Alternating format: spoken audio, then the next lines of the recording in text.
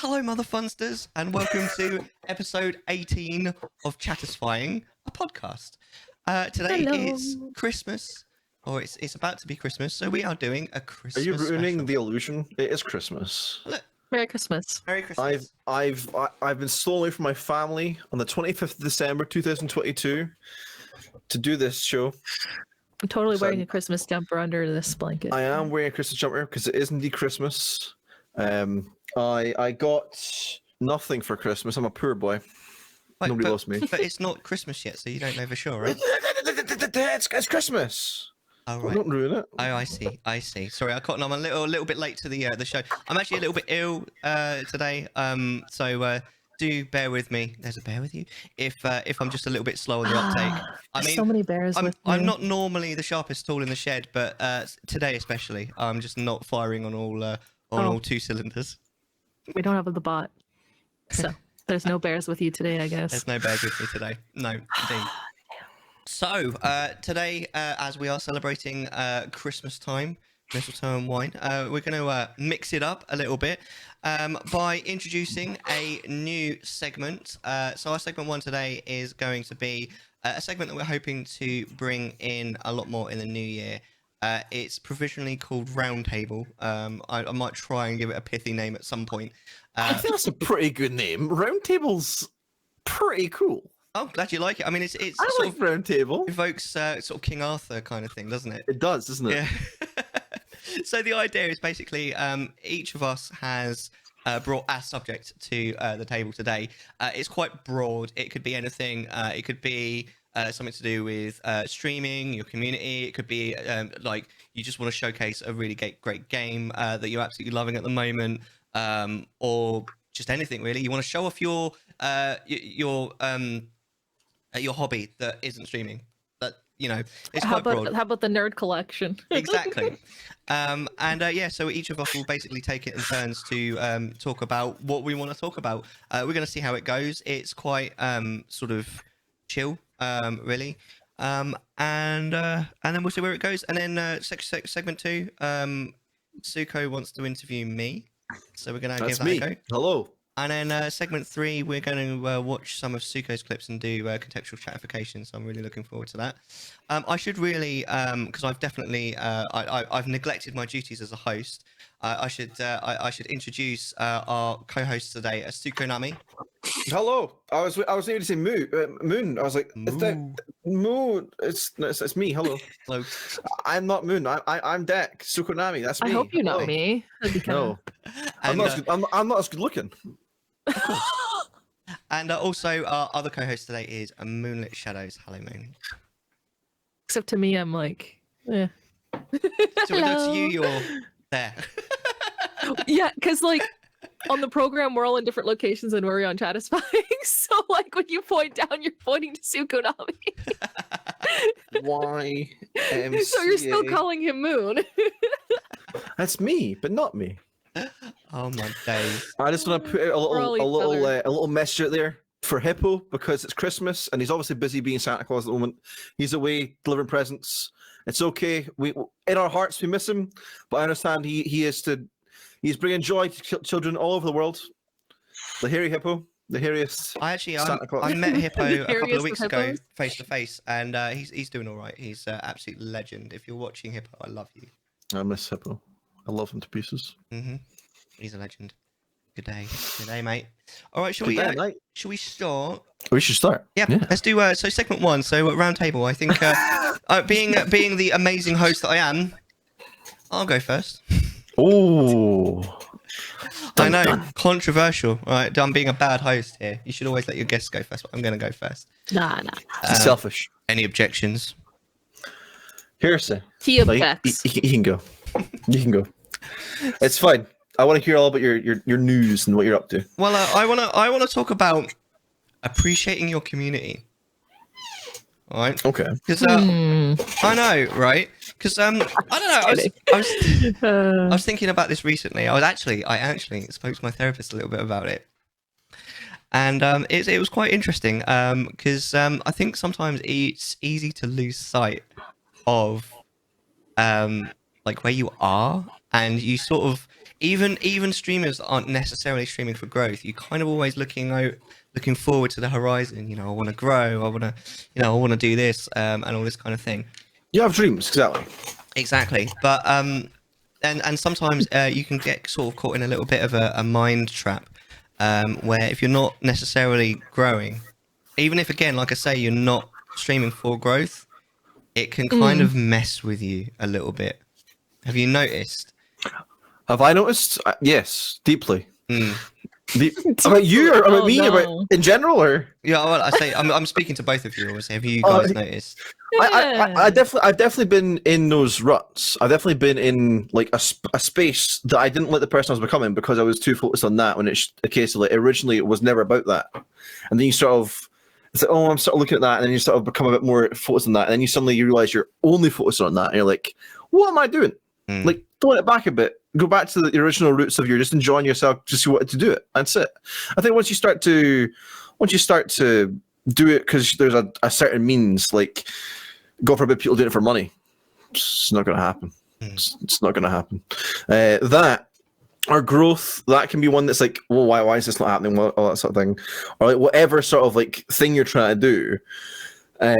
It can be difficult because you sort of end up getting into that mindset of like everything I do is just for this one single thing, and it shouldn't be. It should just be for having fun and enjoying what you're doing. Yeah, absolutely. And I don't know. It's one of these things where you can sometimes, like, if you're making some progress and then suddenly everything goes back, it can be kind of easy to fall into like the, have I done something wrong, all this kind of thing. But people have lives, so Yeah. and all this kind of thing. And I think I was just sort of kind of, because one of the things I think that people kind of latch onto as well when they're watching, because I think I've spoken before about sometimes like when someone is streaming just for the money, you can kind of tell. There's certain ways they act and sort of like try and entice people to do those sort of things compared to like just being the normal sort of just conversioning and all that sort of stuff, Exactly. But on the other side of that, I think when you do it for the love, I think people can also tell. It's like when you are playing a game you don't enjoy and people can tell you don't enjoy it. Because you just have like that thing in the back, that little bit of niggling in the back of your head, like, I want to sit in here. He didn't enjoy that. He's not like what's going on here. Yeah, exactly. So I was sort of talking about it because it is something I think that streaming is something that overall can be quite negative on the mental health, and I've heard so many streamers, past and present, sort of speak up about it, and it is good to talk because at the end of the day, like, there's a lot of numbers involved, and even if you don't really want to focus on them, you still end up seeing them at some point. Then you still end up sort of having that brainwave of like, Even if you somehow manage to completely avoid the numbers, you can still kind of get an impression of how a stream is going by how much chat's going up. So if all of a sudden everything is super quiet, you can sort of freak out a little bit. You're like, what's going on? Or it's the same with like if someone raids that, you're sort of like, it's like, oh, I don't know. Sometimes when someone raids you, you sort of, there's some people you can sort of tell there as well, and some people sort of like act more like sort of like, oh, there's not really much going on, sort of thing, like sort of like just chilling, and someone's like, oh, hi everyone, how are you? Sort of like, it's like trying to like change the whole sort of thing, like, okay, what's going on here? Just sort of like, but yeah, I think you can definitely tell, even if you haven't seen the numbers, that how things are going, depending on how like how well stream's going, because of the the chat interaction, or like the people coming in and a ton of people, all that sort of stuff, the conversations is going on, it's happening. Yeah, absolutely. So one of the things that we sort of ended up talking about is obviously you put a lot of effort into streaming. Well, thank you. Yeah, you do. No, seriously, like you do. That's not what I mean. That's what I mean. It's not about just everyone in general. Yeah. Don't worry. I know for a fact that Sukonami puts a lot more effort in than a lot, but there's a lot of effort that goes into streaming. It's one of these weird things where there's a lot of when you're live, it's quite a social kind of thing, but there's a lot of background work that goes in. There's so much, like, people don't realize, and this is another thing that I think kind of gets people sometimes is the people watching quite often don't realize how much effort goes in on the back end, and it is so much. Like even a simple stream, you know, you've got to set up a bot. I told you about what I was doing with the modding and shit, and it's like I spent lots of last night. I got it working. It broke again, and then this morning I tried again. Still broken. Exactly. Tried again after stream, and now it's working. and that's to get a game to work.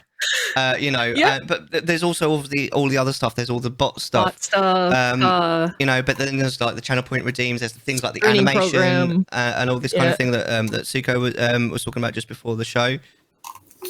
It's one of those things where I think people don't sort of realize because you want everything to seem flawless, don't you? You want things to be, you want things to on the viewer end of things to seem like it's completely going to work 100%. And when things don't work, you're kind of like, oh, something's broken here. Oh no, like I've put so much effort into this thing, and I spent so much time doing this, and it doesn't work. And you end up sitting there trying to like do it, and then eventually you get. I mean, I don't think that people should. I was talking to people about this actually the other day, that you shouldn't really. I think if for anything testing purposes, if you have to go live to test something, it's better to do it on a different account, and that way it looks a bit more like professional on like your main one, So if you have a second account to do things on the testing purposes, then it's not be a case like, oh, this person went live like 3 a.m. because they're for like 20 seconds, like what's going on there, Yeah, absolutely. But because I think that there's definitely it's worth taking pride in your work, and the fact that you put so much effort in shows that you love your community, right? You love the people that you that you provide a show for, because at the end of the day, and there's so many streamers will say this, I think it's so valid. Like, if you've made someone happy, if you've made someone laugh or something during your stream, that's a big win, right? It's been worth it, right? But sometimes they can make you laugh your head off too. Exactly. But there's a line, and I think that that a lot of the streamers that do take pride in their stream quite often, and I'm definitely guilty of this. They get to a point of perfectionism, and if there's something wrong, you beat yourself up about it, and that will fuck you up. It fucks me up sometimes. It's so annoying. Couldn't be me. It's so annoying if I'm watching myself back and there's something wrong, and it winds me up. I hold myself to a really high standard, and that's very dangerous. So there's definitely there's a certain amount of it is good. Too much of it is definitely not good. But basically, what the advice was given to me was, when you feel that way, just look at how many people you've actually got watching you, right? Right, because even one of those people, that's a blessing, right? That's someone who's taken time out of their day to watch you, and that's actually, like, if you think about it, that's something really special. So even if it's only a couple of people, even if it's only one person, like, that's a win. Even if it's less than normal, that you normally expect, it doesn't matter. Like, if your view count is more than 0, then that's a win, right? No, absolutely, it's absolutely a win, because it's one of those things where you sort of, at the end of the day, no matter how much as much as you're putting in all this effort, and then you're sitting streaming, and you're sort of, I guess you're just streaming to have fun. It's one of those things you don't really. If people show up, that's exactly it. So when people do show up and they do want to support you and they do want to spend time with you, and you sort of realize, like, here, like, a decent amount of people, a handful of people are here, like, 2 handfuls, however many people. It would be one person in my stream, or like 1,000, and I'd still be grateful no matter how many people are there. Because it's one of those things where you end up sort of just, they become your friends. They become more than friends, really, because you end up having like this little stream family and stuff, and you have all these people that, regular people who come in, and you spend time with them, and then you get to know them more, and there's stuff going on in their life, you want to hear about it, there's stuff going on in your life, they want to hear about it, and you end up with sort of having this close connection to people than you think you would normally. Exactly. Yeah, and that's it. At the end of the day, like, the greatest thing I think you can do on Twitch is make friends, honestly, and just grow a bona fide community. I mean, the term community, I think, is overused, but it is a little bit, isn't it? Yeah, it's also descriptive, No, exactly. Yeah, absolutely. Because it's one of those things where it does describe the exact situation you find yourself in with it, because you want to create a space that's warm and welcoming and inviting for everyone, no matter who they are, who they like, their sexuality, their gender, their race, no matter what. You want people to feel safe. Absolutely. At least that's how I see things, and at least that's how it should be seen, I reckon, because I think there's so many. The internet's not always a great place. It's not always the safest place. The internet, it's not always the greatest place to be either, because people can be absolutely awful and toxic. And for someone to sort of stop by and sort of have a sort of it's kind of like find the bonfire in Dark Souls. Like, oh, Travel, you've been wandering for a while. Why don't we sit down and have a rest? It's like they have that little spot where they can sort of, this is a safe spot, and I can actually be myself and not worry about people being just mean to me and stuff like that. Yeah, absolutely. So honestly, it does sound a bit twee, but seriously, the community is why the streamers that are worth hanging out with stream.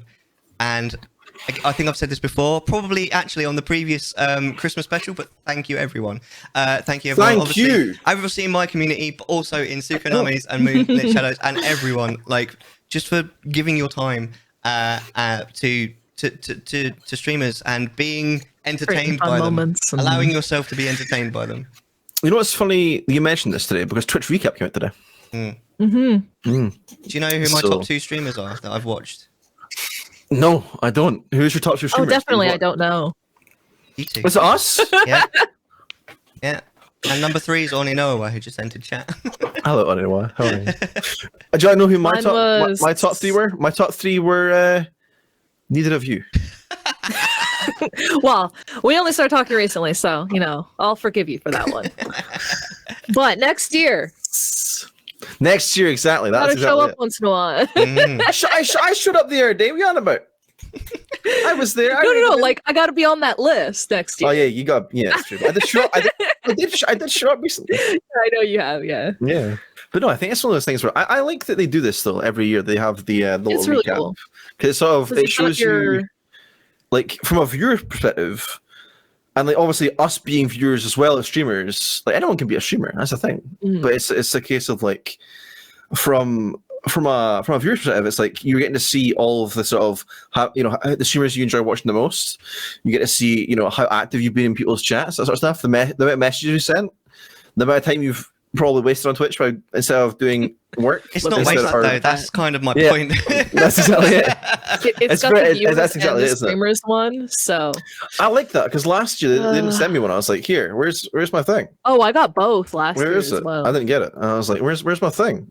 I want my thing because everyone was talking about it. This time I got it on Twitch. At the moment, it's a little bar at the bottom. It comes up automatically when you join a stream. Yeah, it's a little bar at the bottom, being here, there you are. But yeah, you did things. There's definitely not people that come to my stream when they should be working or on the phone to someone for 45 minutes with no real meaningful member of that call, when it should really be yes, don't worry, I can sort that out for you. And then, sorry, bro, gotta go. No, I'm kidding. That's so good. You'd be surprised. You'd be surprised how many people sort of who are in school, who are in at work, and they're like, yeah, work's dead. I want to hang out for a bit. It's yeah, right?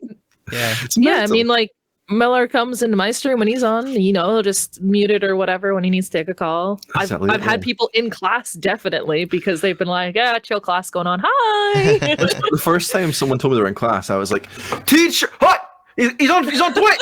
He's watching streams.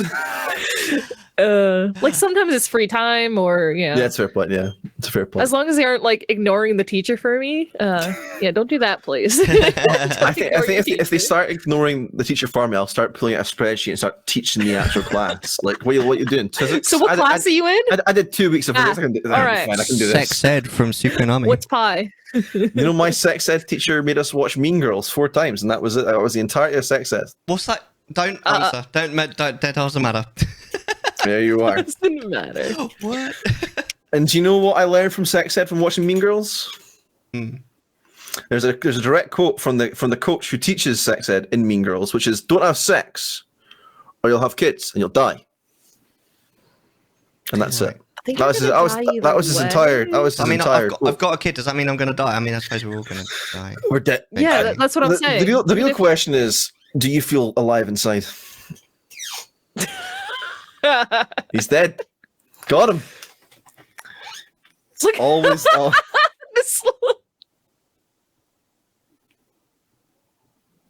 It's like Terminator 2. Exactly the opposite. Yeah, opposite direction, exactly. No, wouldn't this be the opposite? I suppose, yeah, it's like the Arnie, you okay? No. I'm dying. And then you gotta keep going down it's in the your chair. Windows noise, like the shutdown noise is like doo Do do do. Exactly. That's exactly it. Oh goodness. Should we move on to Moon's topic? Yeah. So it's always good to have a nice bot to take control of everything. You can do commands and all that. And what's your topic? use bots in general, isn't it? I'll mix it up, I guess. Was talking about. So you talk about mix it up, right? Because you guys said you've got some stuff as well, which is really cool. I don't know what you're talking about. We didn't talk this topic at all. Let's talk about mix it up. Mix it. What's mix it up? Essentially, it's a really good bot that can really take control of your stream. It can do your alerts, it can do overlay stuff, and just all of the works. Timers to let people know, hey, this is my Discord. This is that. So pretty much every streamer has a bot of some kind, right? A bot of some sort, yeah. Yeah. At least you should. The sort of entry level ones, as far as I can remember, are what Moobot, Streamlabs Chatbot, and Stream Elements. Streamlabs Chatbot and Stream Elements, yeah. And most of those are just like command based. They're like originally Stream Elements was actually called Ankbot. Ankbot back in the day, yeah, a long time ago. I used Ankbot originally, and then when I loaded it up one day, it was just like, this isn't my bot. What's going on here? what happens? That was back then, yeah. Yeah. Oh, yeah, like now it's like you can even do like overlay stuff, which is really cool. So like if you wanted to put all your alerts into it, it can do that. It'll be like, oh, a follower came in, let me display this image. It can play sound with it. It can do it can output to the chat. It can do all of that stuff. Just in that one location. You don't have to like go to different sites to do different things. Yeah, because a lot of things community tab spread as well. over different websites. Like, have the channels on this, and then your bot's telling you different things and all this different things and all that. I need to get my channel alerts here. I don't have my channel alerts on Mix It Up yet. I haven't done it. Yeah, those are in a separate spot. That's one thing I did notice about Mix It Up is it does kind of it consolidates a lot of things that used to be separate. For example, one thing that I think quite a lot of streamers use for like channel point redemptions is Triggerfire. But Mix It Up can totally do everything that Triggerfire can do, and I think probably more actually. There was a few other things I noticed because I suddenly realized when I got Mix It Up and I started playing with it, there was a lot of like gumph that I no longer needed in my stream, and Triggerfire was one of them. I think it's still physically connected, but I don't think it does anything anymore for me. I think I've moved it all over. If you take away the images and stuff, or it's not a link to the channel point, so it shouldn't work now. But yeah, if it's a case like if it's going through, because I think the way that Triggerfire does it is that you set it up with your event or whatever it is you want to do it with, and it uses the exact name, like it has to be like just a letter and like in the right sort of like capitalization, all that sort of stuff, and you can set it through either a command or a channel point. But I think if Mix It Up's I've not actually used Mix It Up. I don't really know how Mix It Up works yet. Essentially for the channel redeems, you go to the Twitch channel points, you'll add a command, and you have to make the command beforehand. You'll choose your command, and then you can choose your action that you want it to do. So an example, I have play random sound on my channel. And now what this does is it runs an action group, which is a group of bunch of sounds. And I say, randomly select one of these sounds when this channel point is redeemed.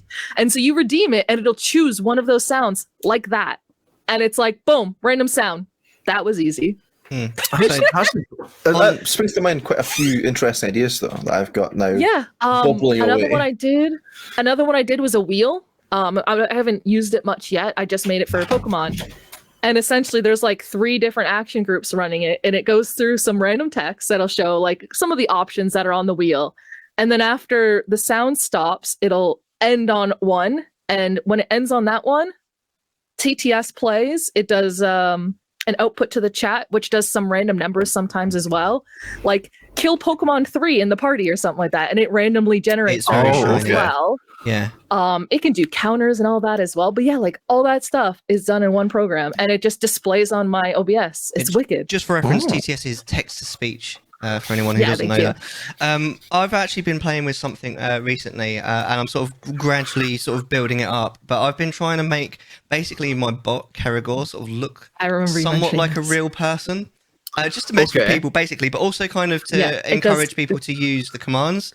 Yeah. So it kind of utilizes that thing where it rolls a dice basically, and it decides action groups and randomization. Exactly, and it sort of starts off with a very simple dice roll as to what it does, and it always starts with a really simple command, which is normally just like an exclamation mark command that plays a sound.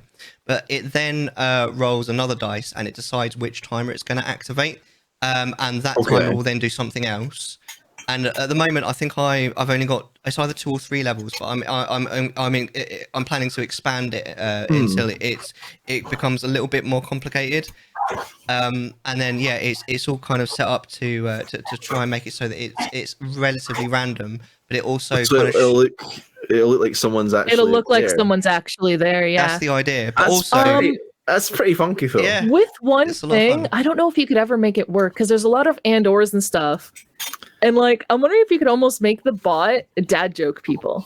So like, if someone says "I'm blank," it could repeat that part of the text and be like, "I'm dad" at the end. I've actually seen that in a stream before.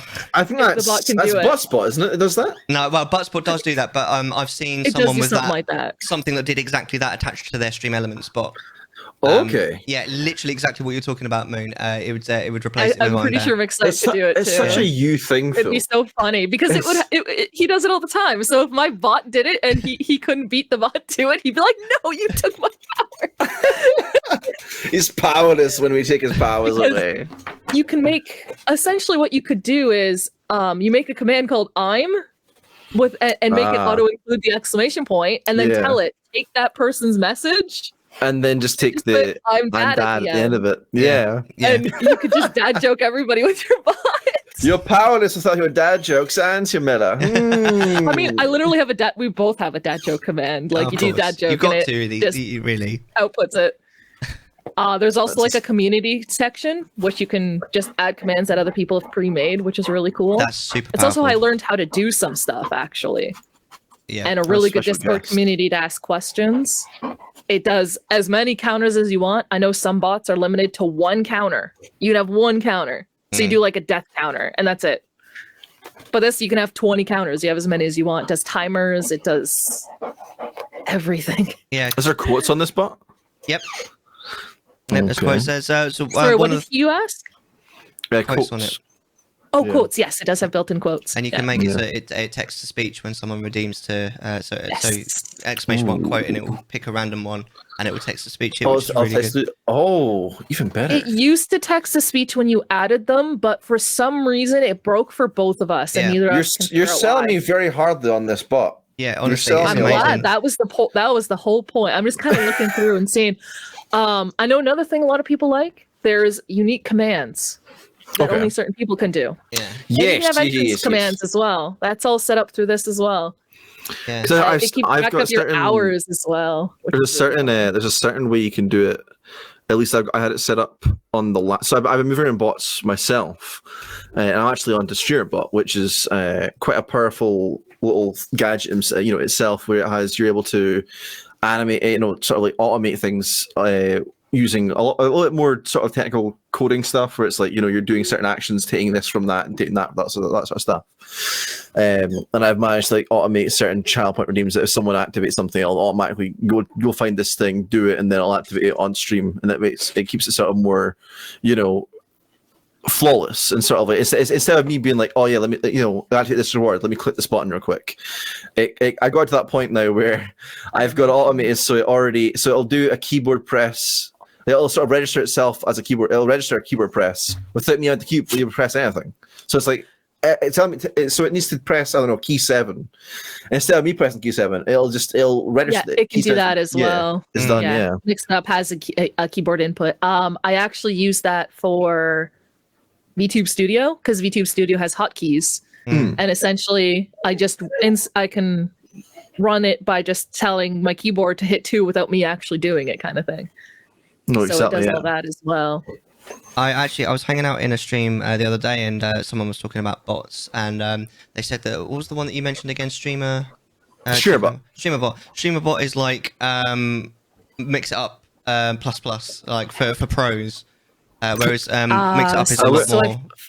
Would it not be as user friendly? I wonder, because I know mixitup's fairly simple to use and get it. When you load up StreamerBot, it's pretty much a white sort of overlay, and then you've got like some things at the top, and that's it. That's you left your own devices to figure it out. I'm like, okay. Oh god, so mixitup's so user friendly. I had to sort that out myself, teach myself how to do all that. So oh my god, there's a lot of things like that. You sort of eventually. Once you sort of understand it and all that sort of stuff, it's like, okay, I can sort of do this, and then you sort of just play around with it, yeah.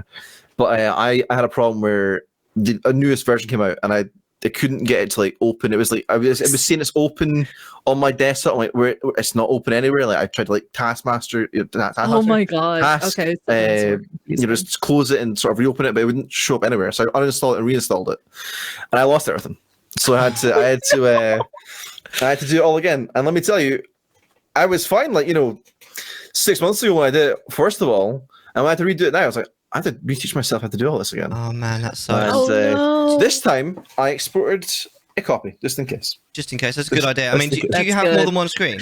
I have 2 monitors. So what I've found sometimes, especially if you occasionally switch what your main screen is, sometimes an application will get stuck on a screen that technically doesn't exist. So the best thing to do in that situation is just change what the main screen is, and then it appears. Right? Yeah. It's on. I think you can also Alt Tab and see if it is actually open, and if it's open, you can cascade. You can tell it's on a screen that doesn't exist. Yeah. Because I'm getting that a lot at the moment because the way that Skyrim works, I actually have to switch my main screen, and then when I go back when I start working from home, I then have to switch it again because the working from home doesn't appear on that screen. It's so annoying. Yeah, there's a button command, and essentially when you click it on an active window that's off the screen, it'll actually let you use your arrow keys to bring it back onto the screen instead of like changing the screen. It's like when you take a window and you put it under the taskbar, like how do I bring it back up? It's just there. Come on, stop a little bit. So you can't get to it. Yeah, it looks like that sounds like a much more complicated program. Yeah, mixed up, like everything's there. You can group stuff. You can so you have a set of commands that you only want to run sometimes. You can put them all in a group, and then if you don't want them on, turn the whole group off, and then that's it. You don't even have to think about it. And that's really cool. It's a lot more, easier than just me having to. Yeah, I feel like it's user friendly. Yeah, and like there was a Discord with like a support section, and they are phenomenal. They helped me so many times on like whether I could or couldn't do something, and like how to do it if you could do it. I think that's the biggest thing though, when you're trying to do things and you're like, can I do this? Is it actually possible? And then you sort of see someone else has done something along similar lines, like it is possible. It is possible, and then you can be like, how do I do this? Yeah, you can. I can figure this out, and then you ask them like, so you sort of like get a little breadcrumb trail, like, okay, I find my way to where I'm going, sort of thing. Eventually, you'll do it. It's Hansel and Gretel. I love seeing everyone's hours too. Mellar, you're insane. I miss when, and that's not your total hours either. We know that it's not because I didn't always have the bot. I miss that it only shows you from like when the bot's first getting used. Isn't like once you start using the bot, it'll do that sort of thing. Because like, if you show it from all time, it'd be great. Mixitup allows you to input your own time. So like if you had a previous bot, you can input those numbers, which I did. But when I first started, I didn't have a bot that tracked hours. So the beginning of my streaming, obviously, we don't have those hours. So you don't know. Then I had another bot that did, and I put all those hours over into Mixitup. Mellar with maybe 2,000 hours. He's mad. He's generally mad. He's a madman. I'm always here. He really is. Which is awesome. We don't have when you don't expect it the most, he's sitting at the he's standing at the side of your bed, like, I'm always here. Just when you don't expect him, he's just what? But I'm in an undisclosed location too. He doesn't know where I am. I'm in location number 2. I'm in Canada. That's all. Actually. So I also live in the UK, which people know. I live in Scotland, or do I live in Scotland? That's the question. I'm just a Scottish man, but I could live anywhere. I actually live in Millar's basement. This is where. No one can say they live in my basement. We don't have basements. I'm in my basement. Well, I mean, you can. Yes, true. I live in my basement, but nobody else does. It's like that one episode. It's like one episode of The Simpsons where they all lived in the basement because Marge was like terrified, and I was like, I kind of like no one to live in the basement. It was kind of cool. You wouldn't want your whole family to live in the basement with you, though, would you? No. I would love to live in the basement though. Yeah, but with your whole family. No, on my own. Wait, you said UK doesn't have basements? Not really. Not really. We don't really have. We have like sometimes we have cellars. Cellar is not the same. Interesting. Yeah, no. Like, we don't have like basements now. I'm like down here all the time. I've got my own bathroom. The laundry room's down the way. Like the only time I need to go upstairs is if I need food.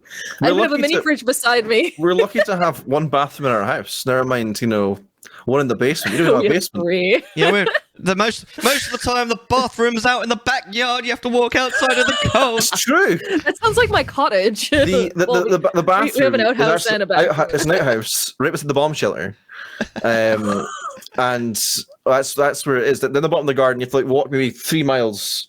Up and down these mountains and over these snowy passes. No, it's uphill both ways. Uphill both ways, yeah. Yeah. It was uphill over the mountain, and then you get to the outhouse, and you uphill to go back up over there, So it's uphill both ways. Yeah. Uphill, yeah, exactly. Yeah. Just like school. Whenever I have kids, I'm going to tell them that I had to do that. I'm determined to. I am. So, Suko, do you want to go? I will. I want to talk about the season, the festive season, a little bit, because it is the season. Okay. Yeah. There's a lot of things going on in the season. A lot of people have time off. A lot of people are sort of working it. There's a lot of there's a lot of different people with different sort of things. And I want to start off by talking about how if you are alone at Christmas, it is there are people out there that a lot. You'd be surprised how many people stream on Christmas. Not me. I won't be. I was debating it. I think it's one of those things where some people do stream on Christmas, and then you're able to sort of It's like, I like the idea though. I like the idea that you can stream on Christmas, and that way there are people who don't have anyone. That's nice people don't celebrate true. Christmas, but also sometimes people have got no one else on Christmas, and it would be nice to sort of be like a little vote. You never know. Like Christmas morning, most people like in my house they're always 10 or 11, right? Yeah. So if I'm up at 7, it changes a lot though, isn't it? Because when you were a kid, it was like you get up as soon as you get up as soon as you can. You get up at 7, yeah. Santa's been. I want to go to see what he's got me. Yeah. I've been a good boy this year. I want to get my presents. Yeah. But yeah. So I was like, I was debating, should I try and stream? I could always do a vote and be like, who'd actually be around? Because the thing is, like, not everyone has everyone for Christmas, so it's always very difficult to know. True. Yeah. So I thought about that. Yeah. Do you get up early with the little one for Christmas? Is that something? He's never really been old enough yet. Maybe he will be this year, but yeah, he's never really been old enough to fully appreciate. Hopefully, he'll start getting exciting for like, oh, I got this. Yeah, that's exactly it. I assume I don't know if you have many kids watching during this sort of podcast when it's a bit more adult and we're talking about things and saying the F word sometimes. Would you say there is, just so I don't ruin the Christmas magic? No. I mean, you're supposed to be 13 to even be on Twitch, so Santa's near real, folks. Santa's near real. Except for if you see Violet Night in cinemas, if David Harbour is Santa. A really strange movie. I've not seen it yet, but I do plan to. Have you seen Bad Santa? That's an amazing movie. Isn't that what's his name? I know you're on about it. It's like he's got a very standout name. The guy who plays Bad Santa. I think so. Yeah. Why do I can see in my head. It's like something. It's like Billy his Bob name. Thornton. That's it. That's how I knew. I was like, he's got a very like I'll wear very like one of those standout names. Like that's the guy who plays Santa. I thought that movie was hilarious. I watched it with my family on Christmas. It went down like a lead balloon. They were like, "That wasn't very good." I was like, "Did we just watch the same movie? That was absolutely gold." Do you watch like signature Christmas movies on Christmas? Is that the sort of thing you do? Not always, but we did. We do occasionally, and we did that year. I like to watch. I watched Die Hard one year. That's Die Hard 1 and 2 are Christmas movies. Yes. Okay. Thank you. I keep hearing that. I've never actually watched either of them. To be fair, I've never seen Elf. I don't think I have either. I've seen clips from it and shit. So, isn't Elf? What was his name? Will Ferrell. Will Ferrell, yeah. So I'm not really a fan of his. So I'm just So the thing is, right? And you know this because obviously I've been speaking to you about the new job and stuff, and the same with Moon. I got starting to work in a cinema on that sort of stuff, and because it's getting to the season, they're playing a lot more Christmas movies in the cinema. I didn't realize that cinema did this. I thought it was just like new releases, but they actually put out older stuff as well. So I've walked in and had to check screens where Elf's been playing, or the Christmas. Or the Muppets Christmas Carol has been playing. Oh, nice. The Christmas Classic, Carol, yeah. And all those sort of things. I'm like, what? I thought we were watching movies from like 2022. What's going on here? It's Elf. And Casablanca was on the earlier. Like, what's going on? Classic. What? Is that a Christmas movie then? No, I just think it was the 8th anniversary. Oh, yeah. It's old. It's old. That's the issue. Yeah. Well, it was a warmer time movie, yeah. So 42, that would make sense. Yeah. I would like to watch Casablanca sometime, but I just haven't. But yeah, Christmas is one of those times. I watched Casablanca thinking I probably wouldn't like it. I watched it purely because it's a classic. I was like, well, it's a classic. I'll watch it. Actually, genuinely enjoyed it. Thought it was brilliant. You didn't catch it, did you? What? You said you watched Casablanca. Was that when it first came out? Yeah, 'cause I'm that old, aren't I? No, I'm kidding. But no, I think I was saying before you had to rush off for a second there. Yeah. That a lot of people sometimes are alone for Christmas, and I think as you get older, you don't want people to be. You see that people are. They don't always have someone there, or that you want. Christmas. I feel like ever since people were kids, it's always been one of those things for a lot of people at least. Not everyone feels the same. Some people don't celebrate Christmas. Some people just think it's another day. Some people just don't celebrate. It's a case of like, you want everyone, for the people who do celebrate it, you want it to be a warm and inviting time, and you want, I was saying this earlier that I think it might be, not everyone can do it because obviously they're the family commitments, but people that can and sort of can spare a couple hours or whatever it is, the people who can, stream on Christmas can also be sort of like that bit of company that someone needs on those holidays. I think it's one of those things where when you. Because I think you came back and we're talking, like Moon and I were talking about that. It was like, maybe you should go out vote. Yeah. That I think it's being able to be there for someone, especially on like being there. This is kind of riffing off of what you said about community. It's like people coming by and you being there, being able to sort of like make someone's day a little bit better on Christmas is mental. Because you're sitting there and it's one of the biggest holidays of the year. I feel like it starts in November, probably actually September now I think about it, because Halloween gets knocked over quite a lot, and I hate that. I hate that part. I hate working in retail. Whenever I don't like the commercialization of Christmas. The end of it, it's like you get to it's Halloween and you sort of see all the snow and the trees and the elves, and I'm like, it's Halloween. What's going on here? Guy Fawkes hasn't been yet. It's. But yeah, it shouldn't be till mid-November. I don't know. I think it's one of those things where when Christmas comes around, I feel like everyone, I think generally is a little bit nicer and kinder. Unless you're Arnold Schwarzenegger in that one movie where he wants an action man really, really badly. Oh, what's the name of that movie? That I really enjoyed watching that. You know what I'm on about? Yeah, I watched it. That's every retail store ever on Christmas. I want the last Lego set. What's it called actually? I want to figure this out. Are you looking it up or am I looking it up? Oh, I feel like I know what movie you're talking about actually. Is that one where he's talking about how he's got a tumor? No, that is Kindergarten Cop. That's Kindergarten Cop. Not a tumor. It's not a tumor. I think I know what movie you're talking about. No, I can't. It's not Twins with Danny DeVito. No, it's Jingle All the Way. Is the Jingle All the Way? Yeah, is the Jingle All the Way. What is question for you, Moon? What is your favorite Christmas movie of the season?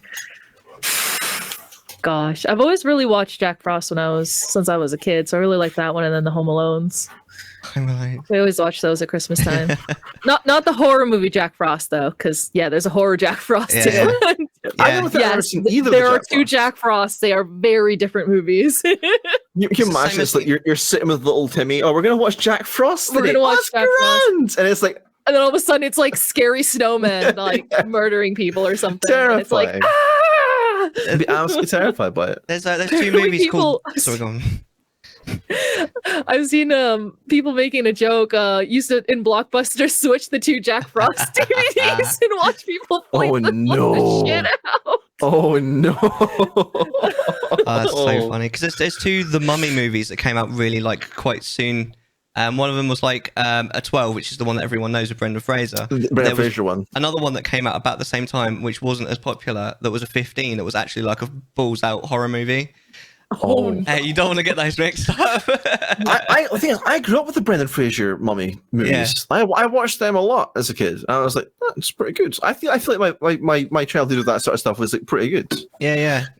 So Home Alone, both the Home Alones and Jack Frost, not the horror one, the actual.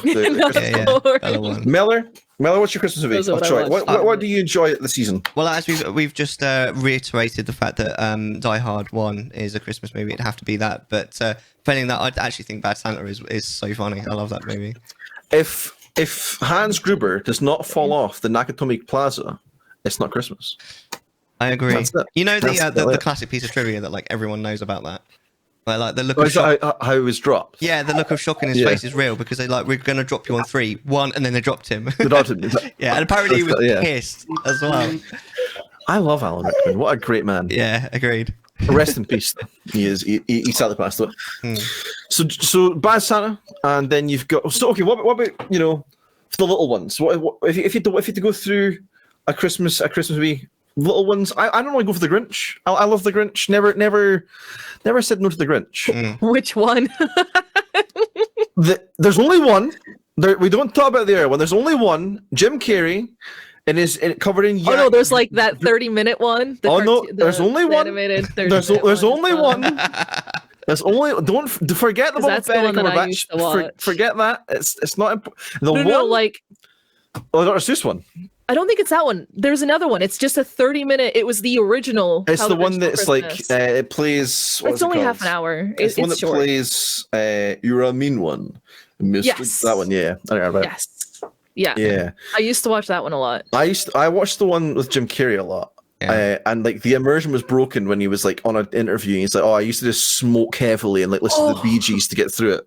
Because it was probably being covered in like this yak hair was extremely flammable. So I think they had the cigarette like extender sort of thing, and it's like so he wouldn't set himself on fire. But no, I mean, I grew up watching The Grinch, and obviously Die Hard. You can't beat Die Hard. Oh, yeah. Now is going back to how Christmas starts too early in the year. Is Nightmare Before Christmas a Halloween movie? Or is Nightmare Before Christmas? It's a bit of both, just because a Christmas of Halloween movie. Town and Christmas Town, right? I think it's a Christmas movie with Halloween themes, isn't it, rather than the other way around? So originally I don't know, Halloween because that started as Halloween. It starts on Halloween. Yeah, all at Christmas, and it's always spooky because he tries to make a spooky Christmas. So it is both, really. Right? Because it's like spooky Halloween Christmas, right? I love that was almost like Doctor what's his name? Dr. Evil. Right. Right. I don't know about that one, because I'm sitting here thinking, maybe it's a Halloween movie, but at the same time people are sitting there watching it at Christmas, and I'm like, how do I do this? How do I figure out which one's which? So what you do is a weird one. You watch it on like the either the 30th of November or the 1st of December, right in between the two. That's how you get past it. If you forget to watch it on one of those 2 days, that's it. You're gonna have to wait till next year.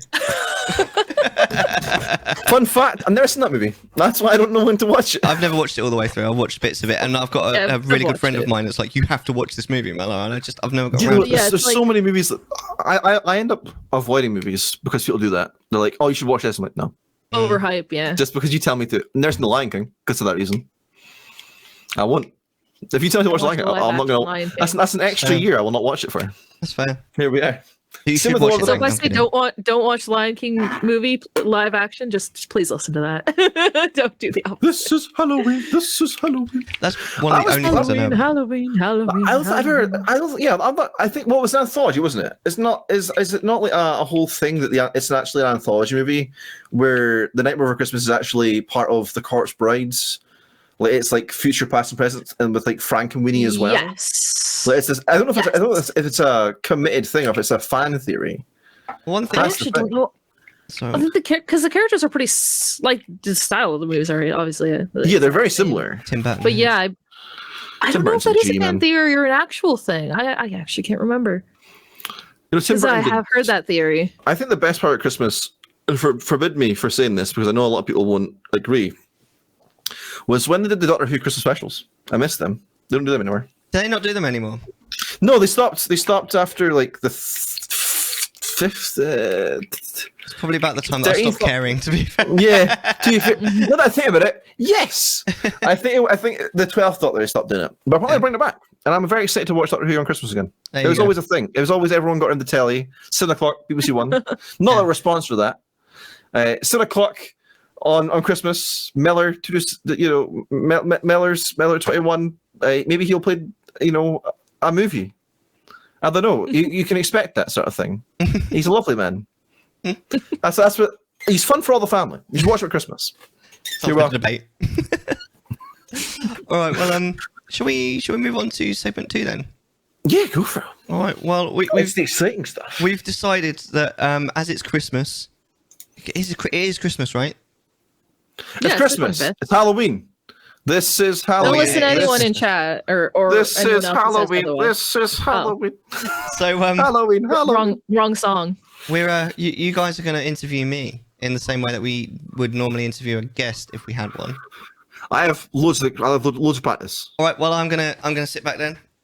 Fire away, son. What's your undisclosed location? It's undisclosed. ASL. ASL. Oh. Yeah. I'm 30 something. I'm male, and I'm in an undisclosed location. God damn it! Write it down. Somewhere in the UK. Somewhere in the UK. I will. To be fair, I won't say it live, but I know the general direction, the general area. General disarray. The general, yeah. If I was to like plot myself somewhere, I would be in the right vicinity. Oh yeah. But it's like also like quite a large area to search through. But eventually I find them. Sukonami knows more than most. I'll find them, chat. I'll find them and I'll give them a little. Should I? Give him a little pat on the back. Should I introduce myself? Like the yes. question Hello. Hello. How'd you get your name? Welcome to our podcast. This is the Chattisfying podcast. Oh, I'm happy to be here. Oh God, are you a little bit nervous? I know some people are a little bit nervous when they first come on. Yeah, I was literally shaking before the stream. Yeah. Well, you're very, very cool. Yeah, I was literally shivering. Yeah, I'm a little bit ill for anyone wondering. I'll be all right. Okay. So tell me, Mellar 21, correct? Yes. Tell me, I want you to tell Mellar 30 something. Mellar something. Yes, it's true. It's Mellar. No, Mellar 30 something. Mellar 30 something from an undisclosed location, and he's male. What is it? What is it about you? What do you do on the Twitch.tvs? I stream. You stream? Oh, okay. Wow, really? What sort of stuff do you enjoy streaming? I stream every Friday at the moment. Okay. For 6 hours. My start time does vary depending on my hours at work, which is wonderful. I'd love to have obviously a little bit more, lenient, a little bit more like prior warning. But there we go. It is what it is. I'd like to be able to like just keep it the same time every single time, but it's just not possible with shifts and so on and so forth. But I'm lucky that I can do every Friday because I couldn't even do that before. I used to do like different days and all that, but now I'm on Monday to Friday, which is great. So I do every Friday for 6 hours, we just sort of see where it goes. Really, at the moment we're playing Skyrim modded. Didn't want to share. That's right. But what? No, that's right. Yeah, that's right. I'm hitting notes. And don't you worry. Yeah, I like to involve the community. I like to sort of make it a little bit sort of a group experience. So I'll have like channel redeems where people can like basically sort of change the course of the game to a certain degree. So for example, at the moment on Skyrim, we've got one that makes me change the difficulty to legendary for 5 minutes, which causes many deaths. Nah, you're crazy. Thing that once Sarge hasn't got you. Yeah, it's not like he's killed me like 30 times or something, or anything like that. Yeah, and good job, Sarge. There's one where you can, stop me from teleporting for 5 minutes, that kind of thing. But because we enjoyed Doki Doki Literature Club so much, when I streamed that, and it was so cursed, it's kind of become a bit of a mantra for the channel. It's all about the curse now, and the girls from Doki Doki Literature Club regularly invade the stream. My favorite's Monica. I actually think I like them all. Funny. Well, because you wanted to give more personality to Karagor in that, right? Yeah. You should have one like buried deep within, because I know you said you want to do like layers and shit. Yeah. Deep within the layers, it can actually summon one of them. Yeah, that was my eventual goal. I'm not gonna lie. Wicked. Yeah, that's sort of that's the end goal for Karagor. It'll take a while to get there, but yeah, I just haven't quite figured out how I'm going to make that work, but I'll figure it out. But either way, they kind of invade the stream occasionally, and like their actual little like avatar comes up, and I put a voice on it. It's ridiculous. They cause chaos, do they? Yeah, they cause chaos. If we're doing like a tier list, because I like to do a tier list occasionally. Monica will sometimes just mess it up and be like, "Oh, what are you talking about?" and change everything up. And I've also. I don't know if you know this, but the best tier list is the one where Monica's on top. She's my. I stand Monica. Doggo. It's my dog. He keeps he's in the room with me. Aww. He came up earlier. He was talking about it. But yes, but you spoke about how you could. It's very, because obviously with Breath of the Wild, you're put through Breath of the Wild, and you're able to do the same sort of thing with your Skyrim. It goes a little bit beyond the channel redeems as well, because I like have votes. So sometimes if it's like a small thing, I'll just put a vote up live. But if it's like quite a big thing that changes the entire sort of, course of the game, one of those on key Discord. sort of choices, it's like left or right, or like the bad, good sort of like, Yeah, it's exactly. like you're playing Mass Effect 3's ending, stuff. A, B, or C. Yeah, that's like, what I mean? Obviously you have to know prior to it happening, because I put them up on Discord beforehand. So for example, when we were doing Breath of the Wild, I put it up to a Discord vote as to which Divine Beast we did next. Area. And at the moment, some of like the big Skyrim decisions are going up on there. Like for example, whether we join the Imperials or the Stormcloaks went up there. That was a close vote as well. It came down to the wire, because it was 10-9 to the Stormcloaks. Oh, I know. Okay. I know. It was a bit of an upset, to be honest, because I was so sure that the Imperials would win. But yeah, the Stormcloaks won by a whisker. It was amazing. The thing about Skyrim is Alvor died in my playthrough, and then I stopped playing the game. Which one's Alfor? I get a little bit. So Alvor is the he's like the blacksmith from the very first time you go to. Right. And for some reason, I like dadified him. I was like, he's my dad. I love him to pieces. I'll come back and visit him. And then one day, a lovely dragon came by, and he blew him into pieces. So I then carried Alvor's body all the way to like a witch's hut somewhere in the woods, and I laid him to rest on our little bed. I was like, no one shall disturb you. That's adorable. No one shall disturb you now. Was this live on stream? Yeah, this is like years ago though. That's amazing. I never finished Skyrim after that, because I was like, well, there's no point. Dad's dead. Aww. That was it. The game died with him. It did. I did take his clothes though. I put them in display in my Rift at home. Not sure how to feel about that. Yeah, well, I want to memorize him, not just the fact that he's somewhere in the middle of the woods where a bear's probably going to eat him, but the fact that, his clothes are at least safe with me. I can wear his clothes, pretend to be him sometimes. No. This went south quite quickly, but this is the kind of curse that I like. Exactly. What's cursed? What's cursed? Have you ever seen that Ganon emote he's got? Christ! Oh my god. Oh, have you seen my Ganon emotes? It's terrifying. Your one's cool though. My one's just horrible. That one's my one. Blazing made that from your one. With permission. Yeah, let's just say I combined my emotes with my haha Ganon, and some of them are very weird. Especially the laughing one. Oh, I always thought that Ganon was your Ganon. It is. That is mine. The one that Moon just did is Moon's Ganon. Yeah, but I thought the one that Moon did was your Ganon. It's not mine. No. It was created partially because of me though, wasn't it? Yeah. Yeah. It was he used haha ball a lot, and I was like, new emotes. Hey Mellar, you inspired one of these, and I decided to make a Ganon. See, he uses that Ganon all the time whenever I see him. And I always just thought it was one of his emotes. Yeah, no. Yeah, no, it's mine. It's not at all. I very rarely use my own emotes in someone's chat because it's kind of bad manners. It does feel a bit like that, doesn't it? Yeah, unless it's literally like the perfect emote for the moment. I use Moon's emotes in chat all the time. No, I definitely get that. I mean, it's based off there's like definitely a certain etiquette for those emotes, though, isn't there? Whereas, okay, so like when you come into it, it's like that sort of thing. Yeah. He also inspired the one, the haha Ganon and Those two worked really well together. Wasn't that the one you loved, the tiny hands or whatever? It's so funny with the tiny hands. It's so funny. And I also I transferred the stash over to Ganondorf as well. And so just imagine Ganondorf with a red mustache, with and it works so good. It's actually really good. But it's so cursed. It's exactly the kind of thing that I go for. I love curse. It's so good. I used to do this thing. I don't do it so much anymore, but I used to do this thing. I've still got it here. It's probably gone off. But this is pure malic acid.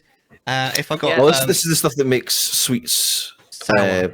Yeah. If there was, if I had a certain number of subs in a stream in a week, it was actually, then I'd do one just once, which is a stream essentially. Do a shot. It was a shot, no, a spoonful. No, there's a line. Some of the faces I made. I think I've got an emote for one of the line faces of malic acid. There you go. That's an emote for one of the faces that I made. Oh, God. So it's all about the curse with Mellar 21. It's something that I didn't really used to, but then we played Doki Doki, and ever since then I've been all about the curse. It's just so much fun. It's surprising, like, where you end up like finding yourself, like, you know, something that inspires you to go in a completely different direction than you originally thought you were going to go in. You know? Yeah, that's exactly it. Yeah, and now I will actively like go for things that are slightly more cursed. So Skyrim, for example, I mean, I wanted to play it anyway, but there's so much curse in that game because it's so buggy. But also, Ohio dragons. Exactly. But one of the things that I would kind of like to do at some point in the future is I'd like to play Pokemon Infinite Fusion that Moon's been playing, because some of those fusions are so freaking cursed that they're just so funny. I really want to play that game, and just I will go out of my way to go for all the most. Now's the best time because they just released an update. The game is so smooth now; it's amazing. Amazing. It's definitely on my list, but I got to play Arceus and it's first. Gen 1, so like you'll kind of know what you're doing. Like there's some new story elements and shit, but you'll know what you're doing. Yeah. I can't wait for any sort of Pokemon that's mixed with muck. Yeah, those can be funny. Some Pokemon make amazing combos. Some of them, Delta was showing off the Mr. Mime fusions. Sweet Lord Jesus, that is the most terrifying Pokemon I've ever seen. That's in my what life. I'm going to be going for. I won't be going for a good party. I will be going for a cursed party. The cursed, like, the most cursed party. Yeah. If you scroll through Mellar, you'll see some of them. Some of them are terrifying. Not even just cursed, terrifying. Good. Like nightmare fuel. I love muck backwards. Yeah, I bet you do. Yeah, I do. Let me tell you that. So obviously, playing through Skyrim at the moment, is it just the one game you go for at the moment, or what sort of thing? Do you normally try and like mix it up, sort of go for like a couple of games and sort of like go between them, sort of thing? That is a very good question. I know. Because obviously you got the new stream room, all that sort of stuff. You're trying to see if you can try and get more days in, sort of thing. Exactly. So as it stands at the moment, because I only stream once a week, it was only ever going to work for me to only stream one game from start to finish. Basically, I don't like stopping the game halfway through because as a viewer, I find it frustrating. Especially if you're going for every part and then suddenly you're not, so come in and it's like you're not playing the game.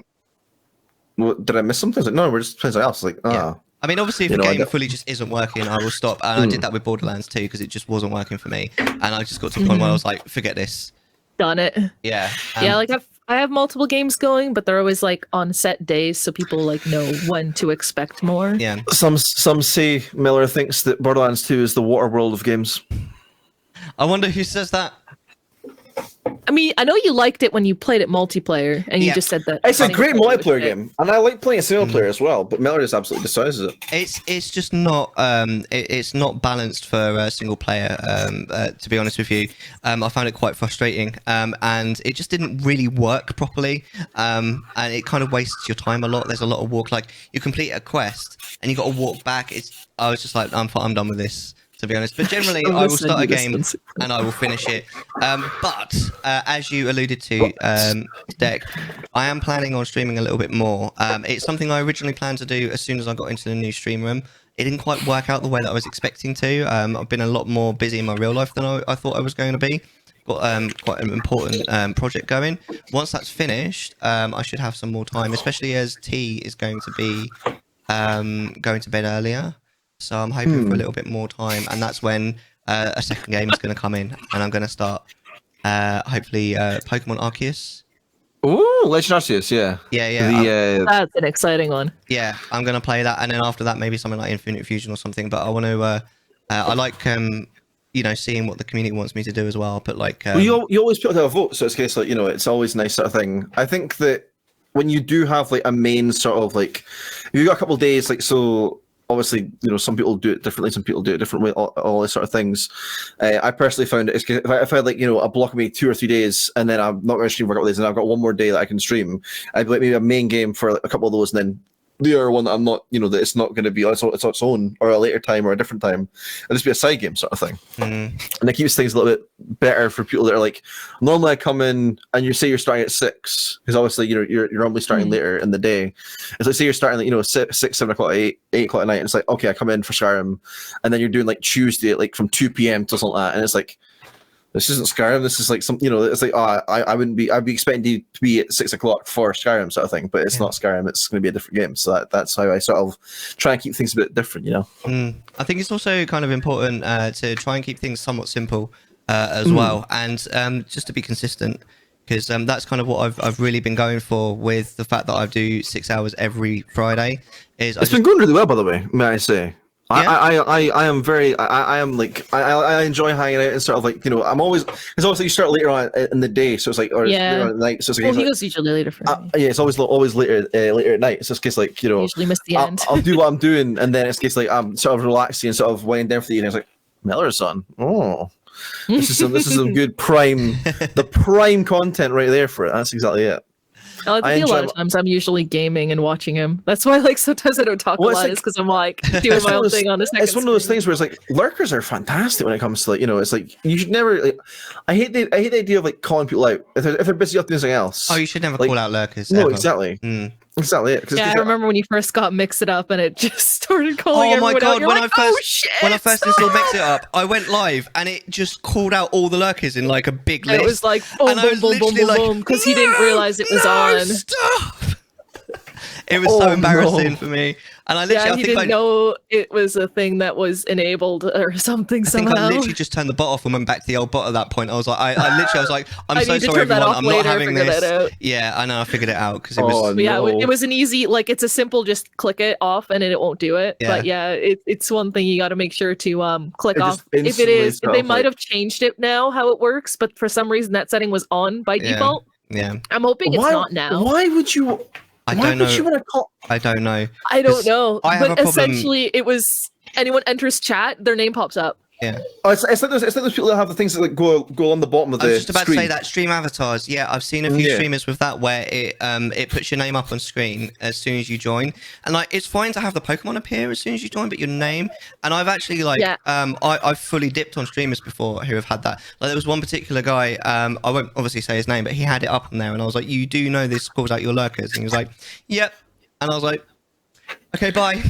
It's not, I have it set up to when they first chat, and then it times out after like 15 minutes. Is 10-15 minutes of them not chatting. It'll just go and go back to things where you end up sort of like, you don't want, like, if someone's busy, like obviously, for instance, I know that you sort of hop into a lot of people's streams when you're working. You don't want to be like, you hop into someone's stream to sort of hang out and whatever, and maybe you're busy with doing work or whatever, and someone's just like, "Oh hi," trying to have a conversation with you the entire time, and it's like, I'm not really here. I'm sort of just chilling sort of thing. So you don't really want to sort of keep, you're sort of, you don't want to waste their time by being like, oh, I'm here, but I'm not here sort of thing. But at the same thing, you also don't want to get distracted from the thing you're doing as well, Yeah. Exactly it. Yeah, exactly. So obviously streaming one game at a time at the moment, and you're getting through quite a fair few things. The question honestly I've got for you is that obviously you've been at this for a while. You've played a lot of games on stream. You're a big fan of Zelda. I know that for a fact, because every time we have a guest on, you're like, do you like Ocarina of Time? Is that, do you like Majora's Mask? I mean, I don't know if we'd be friends, you don't like Zelda, it's kind of like... But what is your favorite game that you streamed, do you think? That is such a wonderful question. I think... It's almost like you came up with it. It's... for me... It's normally the ones where the community have really gotten involved. So I don't have one, but I mean, I can't speak for the current Skyrim because it's ongoing. But definitely the first time I played Skyrim, that went really well. we had a lot of fun. But also, Doki Doki Literature Club was crazy. That was so much fun. So much well, fun. It's the one that literally just changed the whole outlook for you. You sort of went off and did a whole different thing after Doki Doki, you know? Exactly, yeah. But also, Breath of the Wild was just so much fun to stream. And also, Ben's just reminded me, Final Fantasy X, when I did the 100% playthrough. You're a madman. Because that was something that I'd never done before as well. So it was like I played it many times before, but I'd never 100%ed it before. So to actually experience that. You did most of the grinding off though, right? I did pretty much all the Blitzball. I played like 2 games of Blitzball actually on stream, and the rest of it I did off stream because I find Blitzball incredibly boring. But it happened. Yeah. Fuck you, Waka. I don't want to play Blitzball. Such a melt, isn't he? I hated that game. I hate him. I hated that game. I was okay with it. I had to take the control into my own hands rather than the predetermined, like the players move on their own. Because you can fully control them, and I felt that made that game a lot more tolerable. Mellar is currently sucking off the Invisible Man. I'm a little bit ill. I'm doing my best. My dinner's ready. You ever see? You ever look at talking about you just coughing there? It's a complete tangent. You ever look at people coughing on Google Images? No. Just looks like what? It's pretty much just people doing that the entire time, and it just looks like they're blowing the Invisible Man. Or women eating salads. Women eating salad. I don't know why they have to be so happy eating salad, but they're always like. Oh, all stock images are like. Why are you like that? Awkward or like. I don't know. Stock images are weird, man. I can definitely get behind what you said about it's not just one game, but it's the game that people get behind the most. Or like there's lots of people behind it because it's one of those things where I think if you're having fun, and then there's a big surge of people having fun as well with maybe it's your first time playing or like you're doing something different with the game or you're giving people control of like you said with the game like start from teleporting, put the differently up, all that sort of stuff. It can make things way more fun because you're having a special experience not only with yourself but you're also sharing it with people who are hanging out, Yeah, and it's one of those things. It's really fun, It's a great experience to go through something and it's unique to you with all these people just hanging out and sort of going along the journey with you. Yeah, like you said, Final Fantasy X. Sorry, I had the same thing with Final Fantasy 7. I played it for the first time, and there was the thing that I had. It was the same sort of thing. I know exactly what you mean. Same with like Witcher. Like I find that longer games that you enjoy and sort of people and not only people that are fanatics about the game want to come along and enjoy it with you. Yeah, absolutely. I mean, I think that first playing a game on stream can be it's a very interesting kind of thing to do. It's a bit of a gamble because it can be you don't know if you'll enjoy absolutely it. Amazing.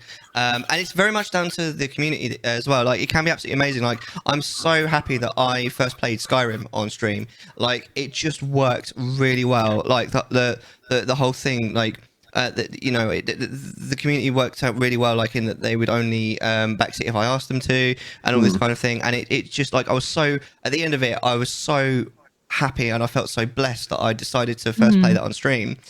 But when I eventually got Breath of the Wild, especially because Zelda is so dear to my heart, I was like, there is no way in hell I'm possibly going to be able to to stream this first playthrough, because if someone spoils it for me, I'm not going to be able to forgive them.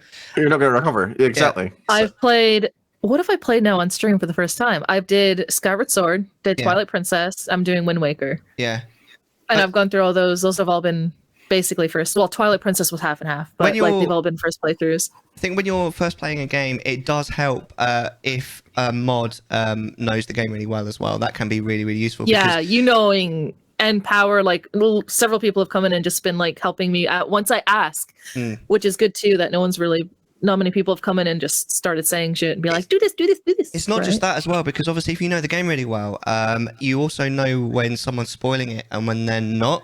When they're not, yeah. So it's a lot easier to mod. I mean, I remember obviously when I used to mod for Vert, it was fine for when he was doing, because he did Wind Waker. That's where this whole water world meme comes from, and that was so easy to mod. And then he did flipping Undertale, which was a really difficult game to mod. Not only do I not know it, but the community in that can be quite fanatical. The Undertale community in general is and it was fine. Fanatical, yeah, and mental. Yeah, that was. They are some really crazy people in that one. I think it's because I did it before I got affiliated.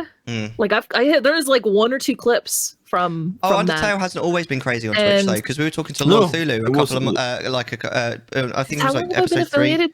We're going on to 3 years. Yeah, he said that I think for my affiliate. It was about then that he said that he did it. it. And he said that it went fine, and it's only a bit mine more went fine recently that too. it's gone a bit crazy. Well, it's actually funny you mentioned The interesting part of me is like when I played Undertale. Oh, really? That's why I met him. Yeah. Oh, that's amazing. I met Mellar from OOT. He was playing OOT right now. Rated him. Been friends ever since. Was it Rando, or was it when I was playing it vanilla? I think it was a rando. I think it was a missionary. Yeah. Ages and ages ago. A long time ago in a galaxy far, far away. Good times. Jeez, and they started doing multiplayer worlds. A galaxy far, far away. Mod each other. Are we talking about my Christmas jumper? Sure. Show it off. Sorry, I haven't watched that either. I was gonna wear one that lit up, but I didn't. Oh, that would have been fantastic. The lights didn't work anymore. I was gonna turn my lights on. I was gonna turn my lights. I was gonna turn my lights off and turn my stream lights on, my lights on. But since I switched phones, the app isn't working. I need to figure out why it's not connecting. I can't even control my lights back there anymore. I would tell you the games I've played for the first time, but I can't because I only play games for the first time. All right, okay. That's the issue. Yeah, you've got so many. In it. That's the problem, isn't it? A man with that many games could not possibly play a game again. We talked about this before when we were like in the pre-show about Persona 5. I were like enjoying this, and then I played 3 playthroughs of Persona 5 before I played Royal. I was like, oh yes, I'm playing Royal for the first time. But I've not played the new stuff yet. I never got that far into it before I actually give up on it. But no, tell me. So obviously we went through some of your favorite games to play. Obviously the ones that the ones that you get community involved and sort of able to both enjoy, both you and the party of, the people who are watching. But it's just something that you didn't, something that you didn't enjoy playing. What was your least, not maybe your least favorite game to stream, but just least favorite game that you've even just tried out? I assume possibly Borderlands 2, honestly. Yeah, I've got 2 answers to this. But besides that, is it Borderlands and Borderlands 2? I haven't done Borderlands 1, but one of them is definitely Borderlands 2. It's the only game that I fully it wasn't quite a rage quit because it wasn't like all this kind of thing. But I literally I was about an hour and a half into a 6-hour stream, and I literally went.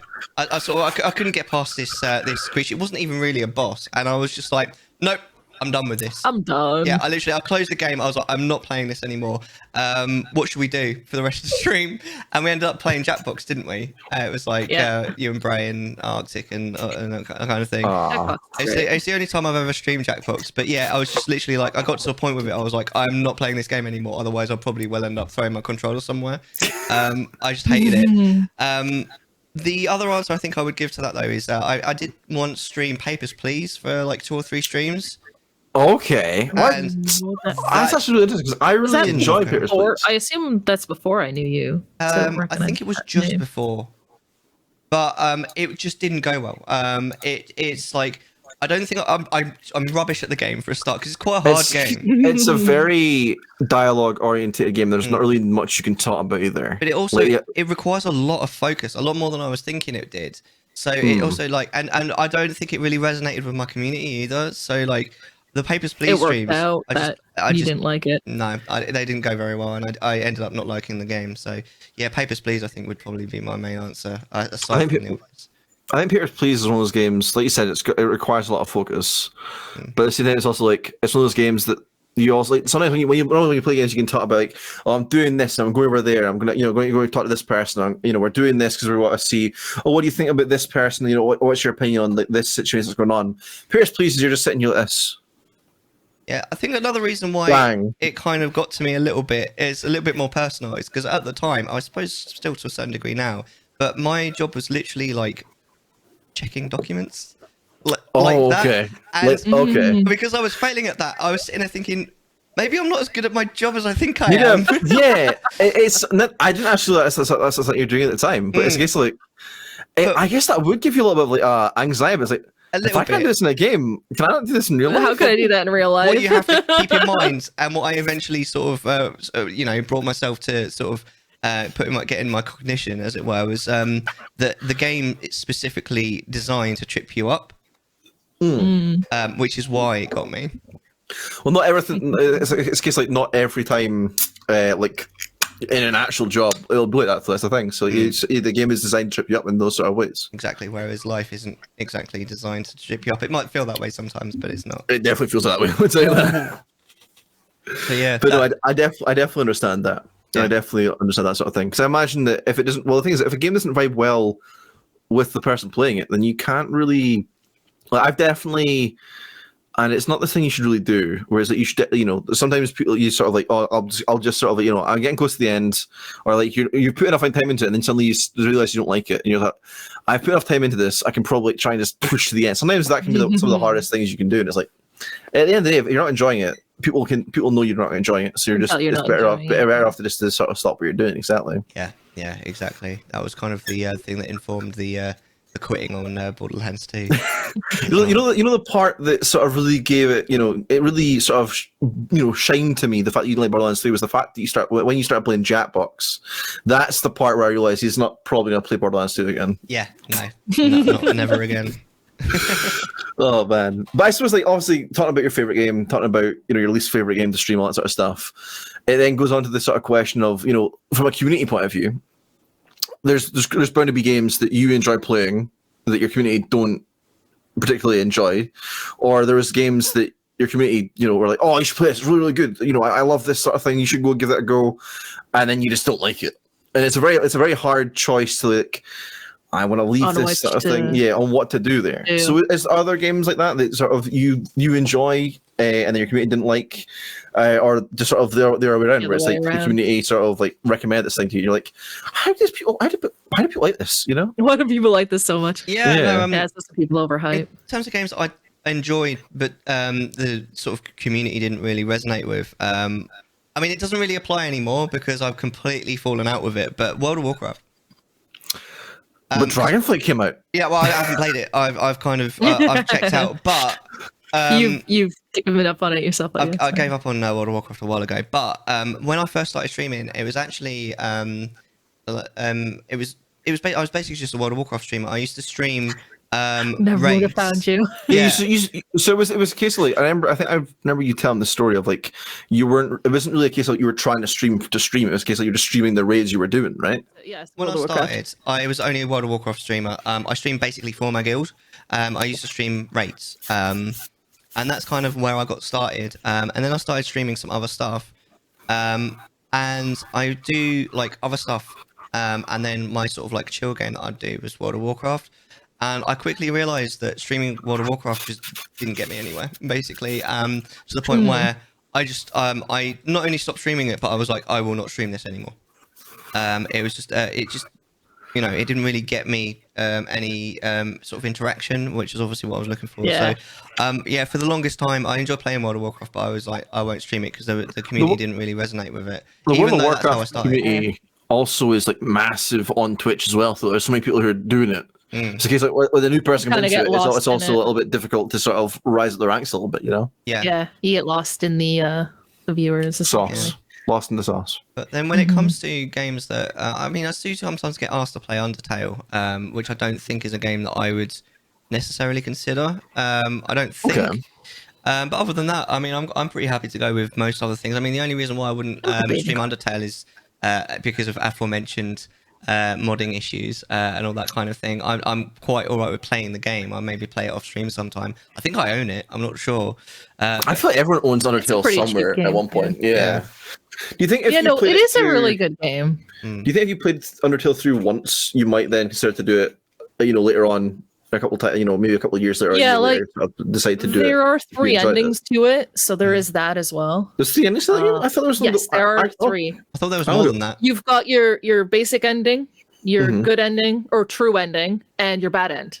I thought there was more than that. Yeah, this is kind of like the genocide and stuff, right? Roots. Yeah, so essentially it's kill everything, don't kill anything, and a mix. So you killed some enemies because you couldn't figure out how to. You can get a passive run, but then you can get a true passive as well. So there's 4, isn't there? 4 ends. Is that how it works? I can't remember. Yeah. Maybe there's true passive. Yeah. But yeah, there's definitely 3. There's definitely 3. Yeah. That.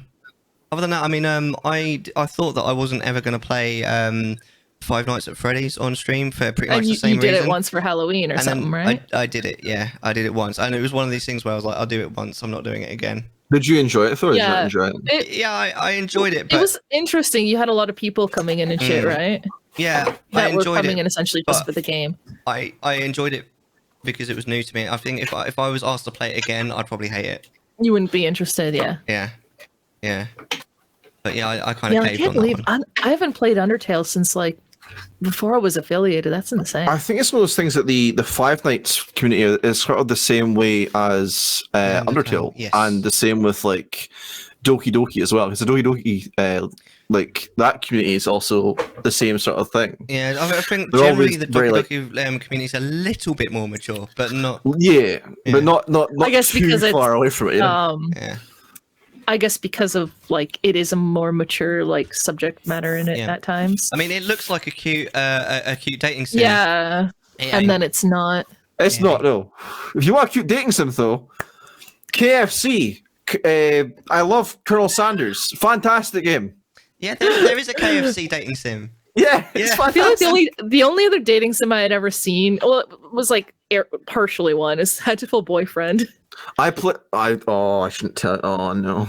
So I played it on stream, right? I played Hatful Boyfriend. Oh, you did. Yeah, but the thing is, I then went back. So it's a pigeon dating sim. Hatful Boyfriend. They're pigeons, but it actually goes kind of dark when there's you some learn dark. why. There's certain like bits and pieces that it gets darker. You're playing a human girl, and there's a reason why you're the only human girl, essentially. Exactly. At the same time, and it goes dark. I also sat down mid-year this year and I platinumed that game. Oh my god! There's 28 endings in that game. Yeah, one for each. I did all of them. Oh no, 20! Holy shit! I think it's 28. I watched somebody voice act it, and I'm talking like someone who does like just natural voice acting. And oh my god, I don't think I would ever be able to play the game because I'd be like, where are the voice acted voices? Yeah, there's so well. There's and I'm so like, many. Oh my there's god. so many of those games that are like, what am I doing? You know, like even like you always remember bringing Polly on the last podcast we did. His favorite game, Dead by Daylight, because we know he loves Dead by Daylight. It got a dating sim. No, yes, it did. Hooked on a feeling. It's Hooked on You. I'm pretty sure. Hooked on You. Not a feeling. That's a song. And you basically Hooked on a Feeling. You date the killers and shit.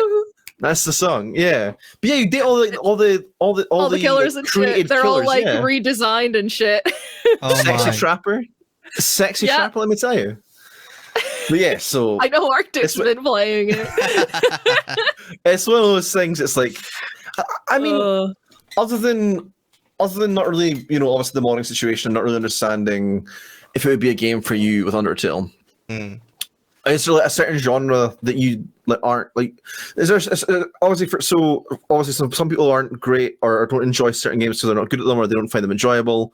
Is there a certain genre you won't touch though? Yeah, please don't hate me. I don't like horror games at all. Oh, horror games in general. I know Dark Souls is another one you don't touch down on. The like super difficult ones, essentially.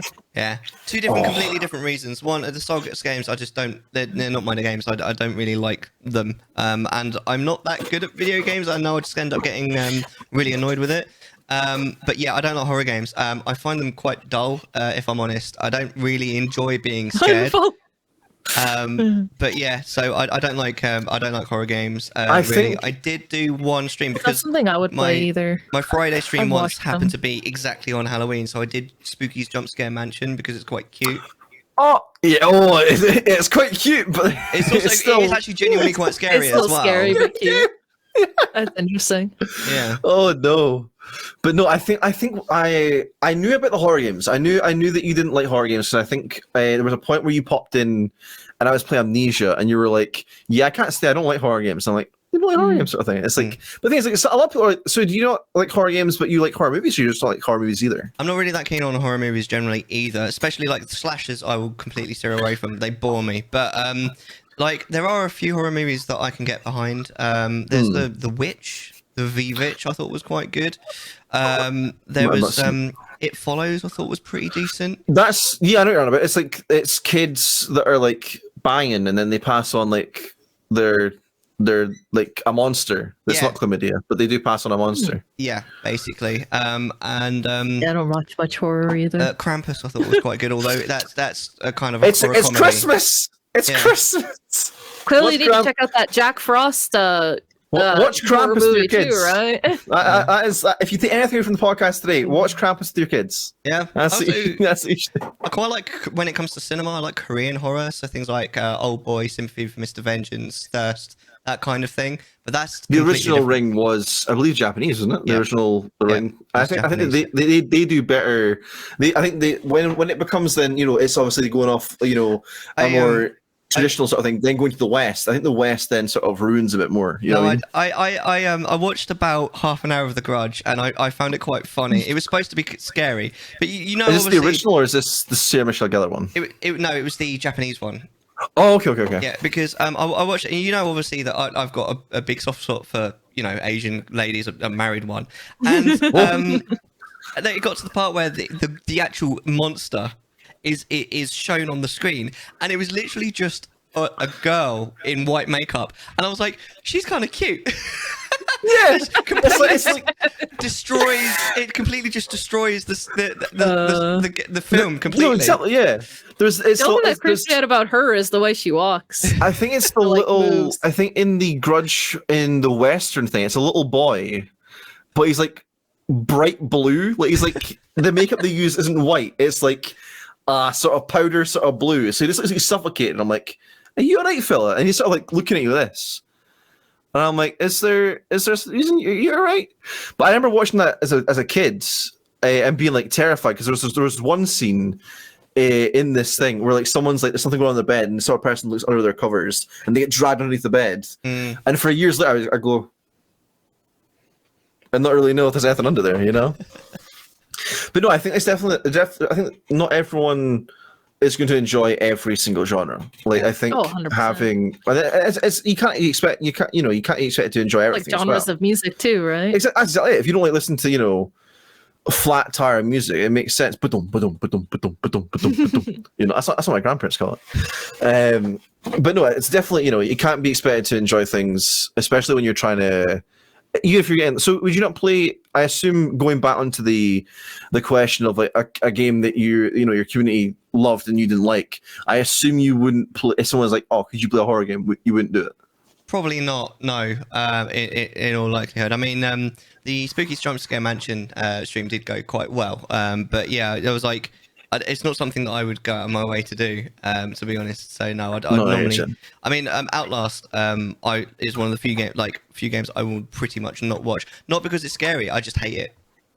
You just like it. I just hate it. It just pisses me off, to be honest. Let me let you into a little secret. You should watch Outlast 2 because it is genuinely garbage. It's not scary because they try and do the same thing they did in the first game, which was like they try to replicate all like the scares and all that sort of stuff, and it doesn't work because it's.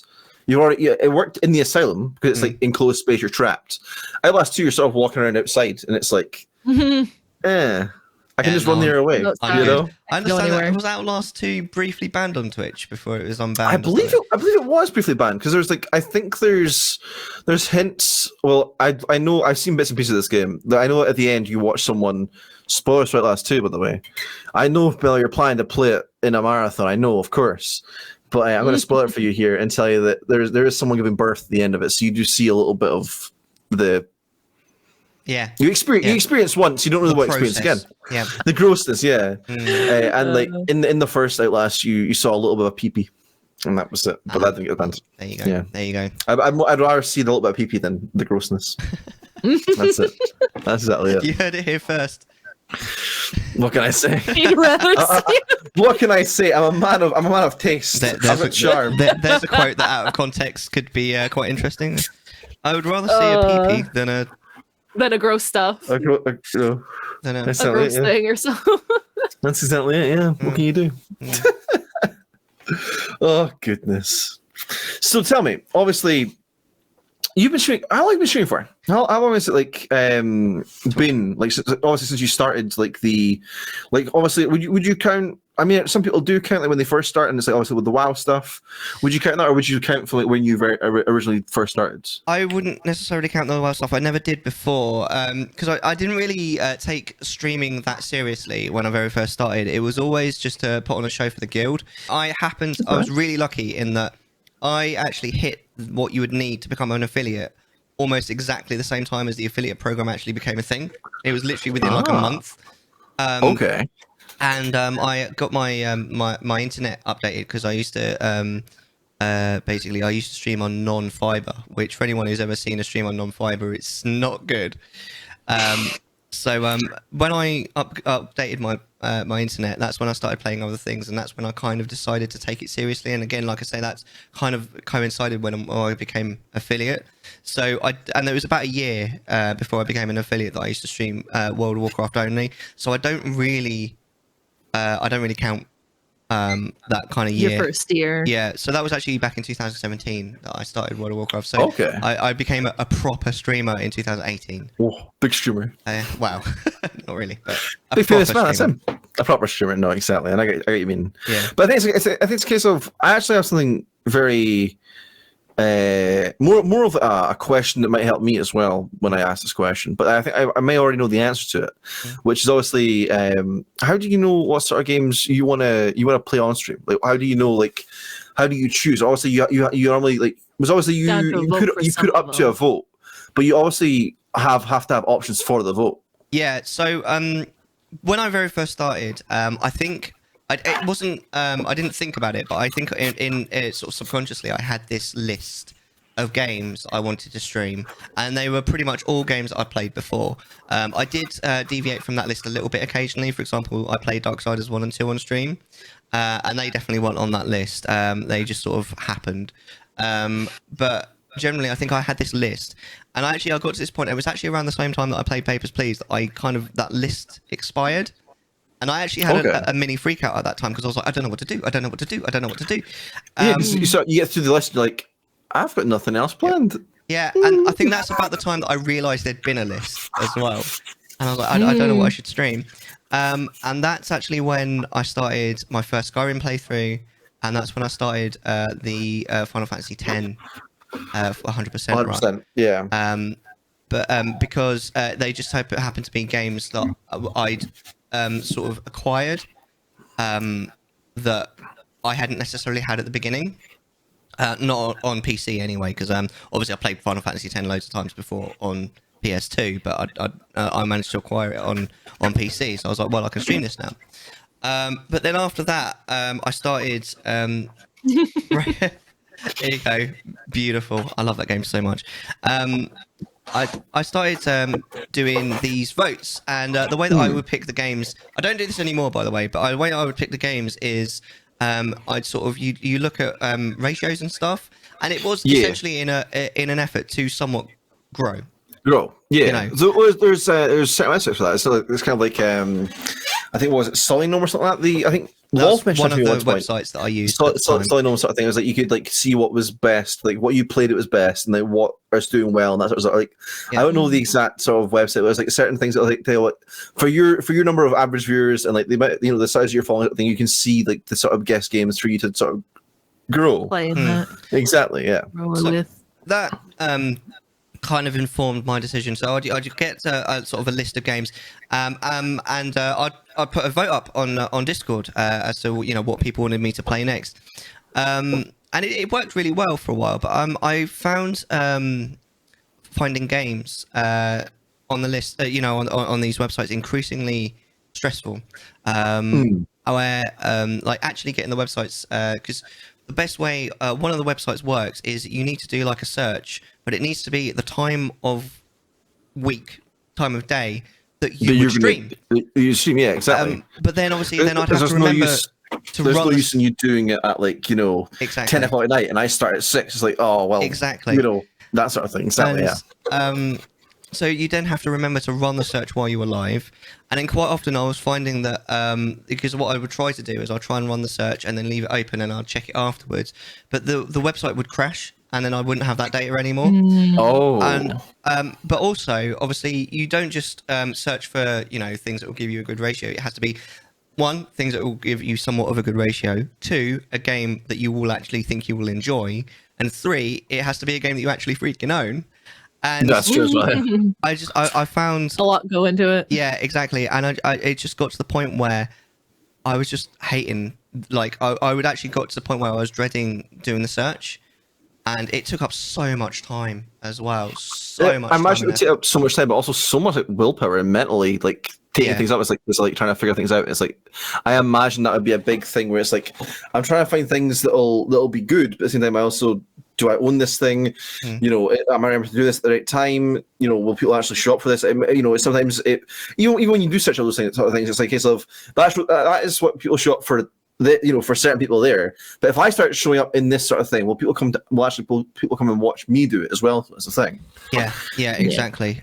So, my sort of little freak out with that kind of coincided with me actually finding a few games that I actually really wanted to stream. So I just did those couple of games, and now I'm kind of sort of halfway in between. But the votes that have been going up more recently I've just picked basically games that I want to play. And then people which I think is the best way of doing it as well, though, because it shouldn't really matter if you are playing. It shouldn't really matter, you know, it's a game that I want to play, but it's not really got that many people come watch. It's like, does it really matter? Like, I want to enjoy this game, I want to experience it. Yeah. And if people come along, you never know who you're going to meet when you're playing it as well. It's like, oh, I actually love this game. I was just passing by. Like, yeah, absolutely. There's quite a few people that have found me for certain games as well. My kind of thought behind it was, and then they stay for you, right? Exactly. My kind of thought behind it at first was like, I don't know what game I want to play, so I was sort of like fate decide to a certain degree. But also, if I'm gonna, if I'm gonna stream, I may as well at least try and grow. Even though like I keep saying, I've never really streamed for growth, but it did kind of work out all right. But it just caused me too much stress, so I just I gave it up. And now at the moment, I'm just sort of taking it as it comes, really. No, I absolutely understand that, especially when it's a case of like, I think when you take it as it comes and you sort of do just go with the flow, things do come like to you a little bit easier. It's a case of like, it's a conversation in a way, because like, when you sort of put it off, it's like, oh, I should really, you know, go and visit people and sort of say hi, and like, you know, so when you go and visit family, you're like, oh, but I never really know what to say to like Granny, and I never really know what to say, like, you know, go over there and speak to her and sort of like ask her how things are. And then when you get there and you have a chat, and then suddenly things just start riffing off. By the time you leave, you're like, this is actually really good. I don't know why I don't do it more. And then the next time you go, you're like, oh, you have the same problem. So I think it's one of those things where, going back from that analogy to go into like games, it's a case of like, you don't really know what to play, and then suddenly you're in the mood for this, like, oh, I'll play this, and then it goes really well because you're enjoying it yourself. You're not doing it for any other purpose. It's just you're enjoying the game. Yeah, absolutely. And then you're like, well, that was great, because I was just enjoying it for the fact that it is what it is, and I want to play it, you know? And then you get to the same thing of like, oh, I don't know to play, maybe I should do this and should do that, and then you end up playing it, you're like, you know what? I want to play this because I want to play it. You get into that little mood again, you know? Yeah, exactly. It's just a cycle of it, and sort of like, I think there's, going back to, I know we spoke about it like right at the start about thanking your community and stuff. Yeah. But it's like there's so much does go into like behind the scenes of like thinking about what to do and what to play, and like even keeping, you know, streams looking and working efficiently and doing well and being fun, that there's a lot more stress into picking a game on what to play than you think there is, and there shouldn't be. It should just be a case of you play it because you want to play it, and instead of being like, you know, yeah, exactly. So did you? So sorry, I'll cut you off. I was going to ask you about obviously Zelda. Zelda being, you know, I imagine you played Zelda as a kid. Yeah, absolutely. Ocarina of Time, I absolutely rinsed when I was a kid. Played it when I was about 11, and I immediately fell in love with it. So it would have been. That was obviously like. I imagine on the list that eventually expired, it was like one of those ones that you sort of like wanted to do because it was like. Yeah, absolutely. One of the things I quite early on kind of identified that was that I wanted to play all of the 3D Zelda games just vanilla. And that was something that I absolutely did. I've played most of them again since on stream.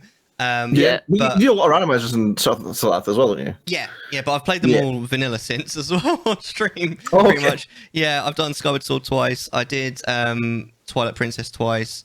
I only did Majora's Mask once, but yeah. Majora's Mask, huh? I'm not really a big fan of Majora's Mask. It's all right, but I never had any. Would you say it to its face? Only if it's not going to kill me. I'll never play Majora's Mask. No promises. Yeah, I've done Wind Waker twice. I've done Ocarina 3 times, I think. Jeez, 4 if you include that one time that I did Master Quest on Gamer Talks channel. What is Master Quest? Master Quest. Harder dungeons. Yeah, harder dungeons, but it's not like it's basically obtuse. They just make it kind of. Yeah. But I still like as a kid, I really enjoyed it. I thought this is the greatest thing ever. It changes the order of like where you go in the dungeon. But only in the dungeon. The game outside the dungeon is exactly identical. Everything outside is identical. Yeah. So it's just that the layout and stuff it's a little bit different, and like items are changed. The layout is the same. It's a matter of like the puzzles of the dungeon. So like. You're not gonna. I guess in Water Temple you don't go. Do you still go directly down and lower the water, or do you go somewhere else first? I don't remember, but basically a lot of temples you kind of end up doing backwards. Some of the later temples you actually don't have to do all of them, unless you want the gold skulls. So in actual fact, like the Water Temple, you can basically leave after you've completed like half of it, if you want. But yeah, I don't think I've ever got all 100 gold skulls on a Master Quest playthrough because it's just a pain. Is this, I know that this might be a bit of a throwback, but I remember when we had Curry on, and there was talking about how there were certain things that were just incredibly difficult. There was a certain version of like I don't know if it was a randomizer or a certain like thing that you played on Zelda, and it's like you know what I'm on about, right? You know what I'm talking about? It's like there's this thing where you need these certain boots to like walk past these skulls or like walk over the like a certain amount of skulls, whatever it is, or there's a room with skulls and chests in it.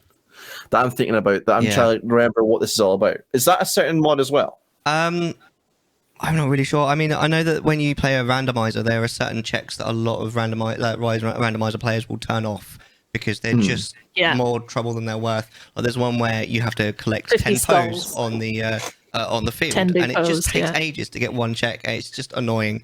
There's one place in one of the dungeons that's affectionately known as the toilet. The toilet, because you basically you jump into this hole and the water spins around, so it's like it's not being even flushed just down a that. toilet.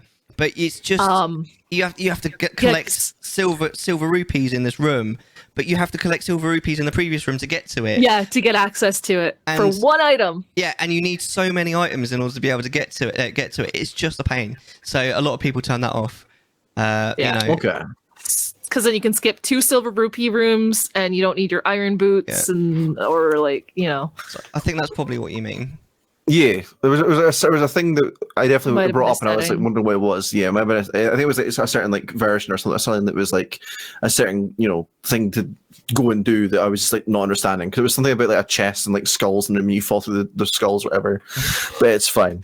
So Zelda being like you played as a kid, all that sort of stuff. Is there other games you played as a kid that you'd like to go? Like, you maybe not had the chance to go and play them again after all these years, or you've not streamed them like you wanted to, or what's that sort of thing for you? No, not really. I mean, like I said, pretty much all of the games I loved as a kid. I think those were the games that were all on my like list to stream, and I really got to the end of that. So obviously all the Zelda games, but we obviously they were all mostly Nintendo games, if I'm honest. Although I did have a PS2. So the PS2 you had Final Fantasy X, but also we had things like Mario 64, Mario Sunshine, Star Fox Adventures was one that I really wanted to do. Which have you not done it?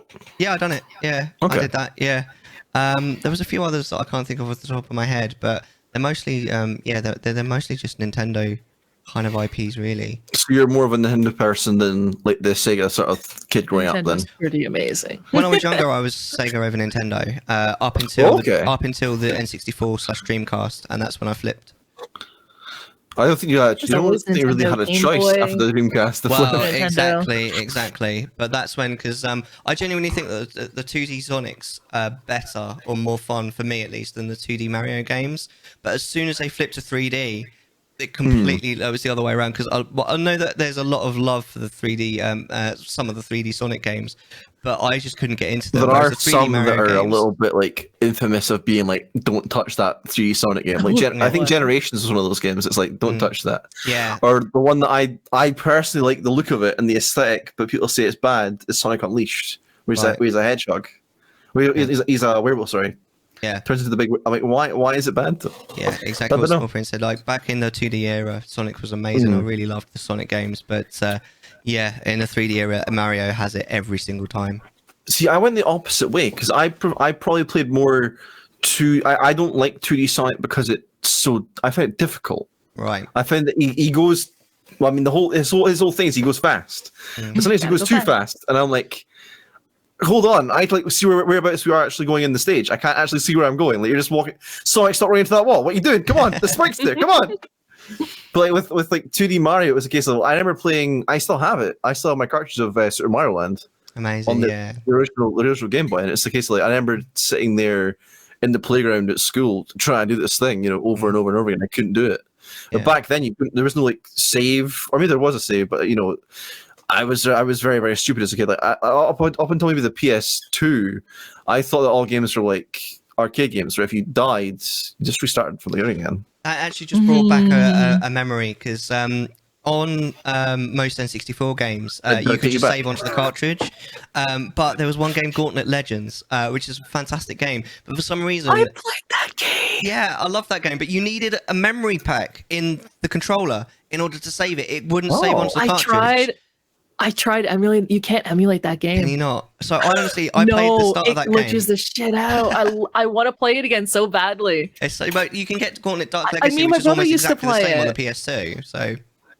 Okay, so it was saved on the disc on PS2. No, release. it wouldn't save on the disc. It was saved on the memory card on PS2 anyway. Yeah, but do you think it was actually a launch title? I didn't know there was a PS2 release. Yeah, it's a PS2 release called Gauntlet Dark Legacy. It was a launch title of the PS2, and I got that too. Gauntlet Dark Legacy. Yeah. Maybe that's why, because it didn't have the same title. But that might be why I didn't know about it. I played the first couple of levels of that game so many times until eventually I got a memory pack for like Christmas or something. Oh my god! Yeah, me and my brother used to play through that. Oh my god! So that's on the N64, right? That's an N64 game. N64, yeah. The later generation, like as time went on, N64, did all cartridges require you to have a memory pack, or was just most of them were saved to the? Most of them were saved to the cartridge. Okay. Yeah. It was the thing that like plugged into the back of the controller, right? Yeah. The memory cards, yeah. There's a big slot for it, right? Yeah. Yeah. You put your memory card, or your was also like the game cartridge thing for Pokemon Stadium 1 and 2. Oh yeah, you could put the actual you Game slap Boy. in the thing, you slap your game card in, and you could play your game. You could play it on Pokemon Stadium. That's how I got all 150 Pokemon in my first blue playthrough. Yeah. Oh, is it? Yeah. I used Pokemon Stadium. I remember you could do the same. There was like attachment for the GameCube. There's an attachment for the GameCube. Game Boy Advance player. You could play like Emerald. Slaps on the bottom of the system, and you it's like this big box that you stuck on the bottom of your. So that the GameCube was this big. It was a little bit taller, like exactly, much taller, but it was cool. It's this big like box, right? Yeah. And it was generally just plastic, and it had the little slot at the front of it, and that was all. It was this big like block. I think it was so that to go into, it's like why? There was probably like chips in it and stuff to be able to read the cartridge, obviously. So of course, it knew what to do with it. But it's also a case like it's just really crazy to me the fact that they had like, this big square block with this little dinky cartridge, and that way you can play it. Oh, amazing. No, that's crazy to me. Happy days. Yeah, I love it. Yeah, but no, I think I'm pretty happy with. I don't think there's anything else I would like to ask you. I think I'm pretty sure I've got a pretty in-depth conversation there, like where the sort of things you come from, what sort of things you enjoy. Yeah, man. Actually, saying that, there's one question to sort of round off this sort of segment I want to ask you is, whereabouts do you like? What's future prospects? Where are you aiming for? What sort of things you want to do coming up? That's a good question. I mean, my kind of goal at the moment is to start doing the extra streams. So I keep promising. Like I say, I kind of thought that they'd happen a little bit sooner than now, but life gets in the way. But I know that I will have time for them eventually. It's just kind of getting that time there. Once I start, I'm sure I'll be able to sort of get there. But I've got some big plans, to be honest. Like, I want to stream more often, but also I'm hoping to have a little bit more time just in general in the evenings to just sort of sit at the computer. So I'm kind of hoping to bring back occasional movie nights. It won't be regular, but it'll be something that will happen occasionally. And that's in the Discord. Yeah, we've done it before. And where can we find the Discord? Say again? Where can we find the Discord? Well, here is the link. The link's just there. There it is. Well, if you're not already part of the Discord, you can join it there. There you go. Or if you're on YouTube, then it's probably in the description. But in terms of what happens on like the main streams after Skyrim, I actually have no idea. I haven't really thought that far ahead. But we'll get there. The Friday streams, like more recently, I've kind of seen as like project games, like big long games that could last for quite some length of time. So in actual fact, few months. Technically, modded Skyrim could go on indefinitely. No, exactly. Well, the game is massive as it is, and there's so many mods that add story to it as well. Yeah, I mean, I don't think it will go indefinitely, but it's a possibility. It's there for me to potentially, you know, do. But do you think that once you are able to stream more often and have extra streams, you'll still keep Friday as like the project stream? You'll still do the big games on Friday. You'll still keep that sort of slot. Yeah, absolutely. I might have to slightly decrease the length of them, but also like these extra streams, because like as I mentioned, I do slightly different hours at work. When I'm on early shifts, I'm not going to be able to do these extra streams anyway, because I'm basically probably anyway. Again, with T going to bed earlier, I'm not sure, but we'll see. But so it might be like a sometimes this, sometimes that kind of thing, which is something again I don't really want to have to do, because I'd rather keep it consistent. You want to be consistent and sort of have a schedule, that sort of thing. No, exactly. But at the end of the day, life is life, and life gets in the way. It always tends to do that. In this case, like I think right now, being able to just even have the Friday stream with everything going on that you've got going on, that's a miracle in itself. Like this is great. At least you've got one solid, for sure I'll be here on Friday sort of thing, you know? Yeah, absolutely. That's very important to me. No, exactly. Yeah. But no, thank you. I enjoyed finally getting, like, you know, kind of role reverse a little bit there, and sort of like it was interesting being able to do that. Uno reverse. Exactly. Uno. I haven't got any Uno cards. I don't actually. You ever played Uno? Great game. Literally once. I play Skippo. Skippo? Yeah, it's old classic. My grandma taught me it. It's like counting game kind of thing. Is that some Canadian thing that we're too British to understand? I don't think so. You know, talking about Canadian things, there's one Christmas movie that I meant to mention earlier, I didn't, which was, for some reason, in the middle of Christmas 2006 or something like that, whatever young age I was at the time, Grandma Got Run Over by a Reindeer played on British television, and it's actually a Canadian. It's a Canadian Christmas movie. I don't think I've heard of it. You've never heard of it? I don't think so. It's really strange Christmas film. Sounds strange. And it's like got these sexy ladies. Like, it's an animated show. It's an animated TV show, but like, they're just sitting like dancing, doing like some kind of dance. I'm like, it's Christmas. What is happening? You're in Hawaiian clothes. What's going on? I have no idea what's going on here. God. Yeah, I never heard of it. Yeah, no, I don't know that one. Run Over by a Reindeer is a wonderful song. So they made a movie after the song. That's what I'm hearing. Or they made a song after the movie. Well, what came first? Did the color get named first, or did the fruit of orange get named first? Egg. It's the egg. It's the egg. Yeah, you're right. It's the egg. What? Yeah. All right. Well, shall we move on to segment 3 then? Segment 3. Here we go. Amazing. Right. So segment 3, for anyone who is only listening and is not watching, segment 3 is actually a clip show.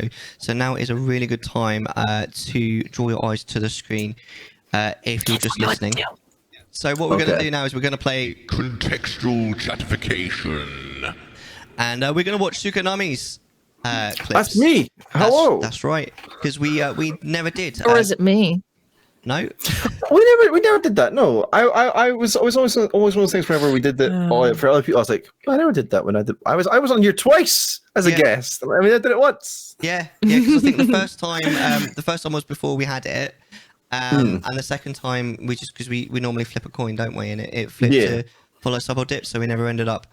You never ended up using his clips. So the premise of this game is basically we're going to watch some of Suko's clips. The idea is that generally speaking, it's kind of hard to tell what the hell is going on, and then Moon and I are going to try and figure out what's going on, and then Deck's going to tell us. Hello. Yeah. So there we go. So should we load up the first clip? I am ready. Amazing. All right, lovely. Are you ready there, Moon? I will check that the first one is from Dragon Ball. It's the Goku one, yeah. The Goku one, yeah. Okay. Yeah. All right, 3, 2, 1. Play that clip. Then bring your And down he goes. and don't forget to extend your legs out really far like this too. Ow! You forgot the rest of the dance, though. Let me tell you. Do that. It's Holy. teen. To make things a little easier to follow, me and Piccolo are gonna model it for you, okay? He's fine. He's good. We have him here today, so he's good. Oh, Why are you like climbing back up? Just like this. oops. You don't have to move like you're each other's reflection. That's probably have black hair actually.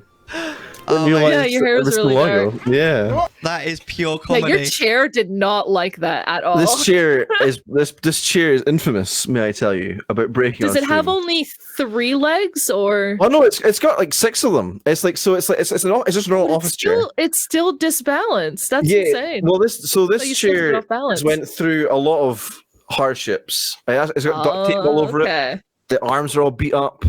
Gotcha. I actually got it set in hand because it was from my granddad's work and it was in a flood. And I was like, I need a new chair. Gave them 20 quid. Took this bad boy home. And I've had gaming chairs, like the ones that recline, the big, all the ones that are like orange and yellow and all these different ones. And they all broke. They're all terrible. This thing here, the thing that's been battered and bruised and just absolutely thrown about the place. It's all reliable. All reliable right here. Let me tell you. Reliable. Except for in that clip where it didn't feel me. The physical comedy available in this clip is so top notch because you got the fact that like you start to fall and then She it looks falls like you over. might teeter and then you fall over anyway. I just go, yeah. But then you've got like the And then gradual you try to climb get back back up, up. and you've got the fact that your hair's like all a mess as well. It's I was on genius. I was on the floor. I was like, I've just been done in. Like, that's it. Because at that point, my desk's actually sitting the same way it was now. Because obviously a lot of the clips you're gonna see, that's like I normally move my desk either it's here or it's over this way, and you'll have all the games behind me, like just up behind me, sort of thing. Oh, it's an angle, and that way it's actually an angle. It's I think I was back. Probably last year-ish, that sort of thing. But yeah, it's I would not recommend buying a gaming chair. Office chairs are literally built for people to sit at their desk and work, so they're ergonomically designed for you to sit in there for hours. For the money, you will get and a for your better comfort. product as an office chair rather than a gaming chair because But quite also often they cheaper exactly because the gaming chairs are just valued at they're look marked good. up because they're gaming chairs, but Yeah, exactly. That's exactly it. the really But yeah, expensive ones are nice, obviously, but you have to spend like £2,000 for it to be worth it, and it's exactly, yeah. no. Do you want to guess what happened there? I think Yeah, I think maybe can't say. I think maybe you fell over. Yeah, I think that's odd. Yeah, Yeah, that was genius though. I love that. I was attempting the fusion dance, and I was full of hope. You were But it full only of showed hope. the last part. Yeah, and then I was winded afterwards. So that was, There's multiple parts to that dance. well, if I hadn't fallen over, I probably would have completed the entire thing, wouldn't I? I mean, Goku was still just like. I think one of the best parts of that is the fact that it's like I fell off the chair and then And then he's like, don't forget to extend your legs. Yeah. go to and Trunk's like, that's so lame. And I'm on the floor. I'm like, thanks, gee. Attacking you while you're down. Goodness. Oh man. Don't forget to extend your legs out really far. I can't help but feel like if you had one extra leg on your chair, you might not have fallen over. I might have not fallen over. If all of my legs on the chair were extended really far, I probably wouldn't have fallen over. But that's what happens. What can you do? There you go. Should we move on to the next clip then? We shall. All right, amazing. So this looks like Dead by Daylight. There's already a lot to unpack. This is Polysphere again. Yeah. So there's already a lot to unpack here. All right, 3. I don't know what you say. It is he's still chasing me. That's what it's called. Ready? 3, 2, 1. Play that clip. You missed. I mean, you're only a banana. You're a shoddy shot, Michael. Ah! He's still chasing me! He's still chasing me! You can't see it! He's chasing me!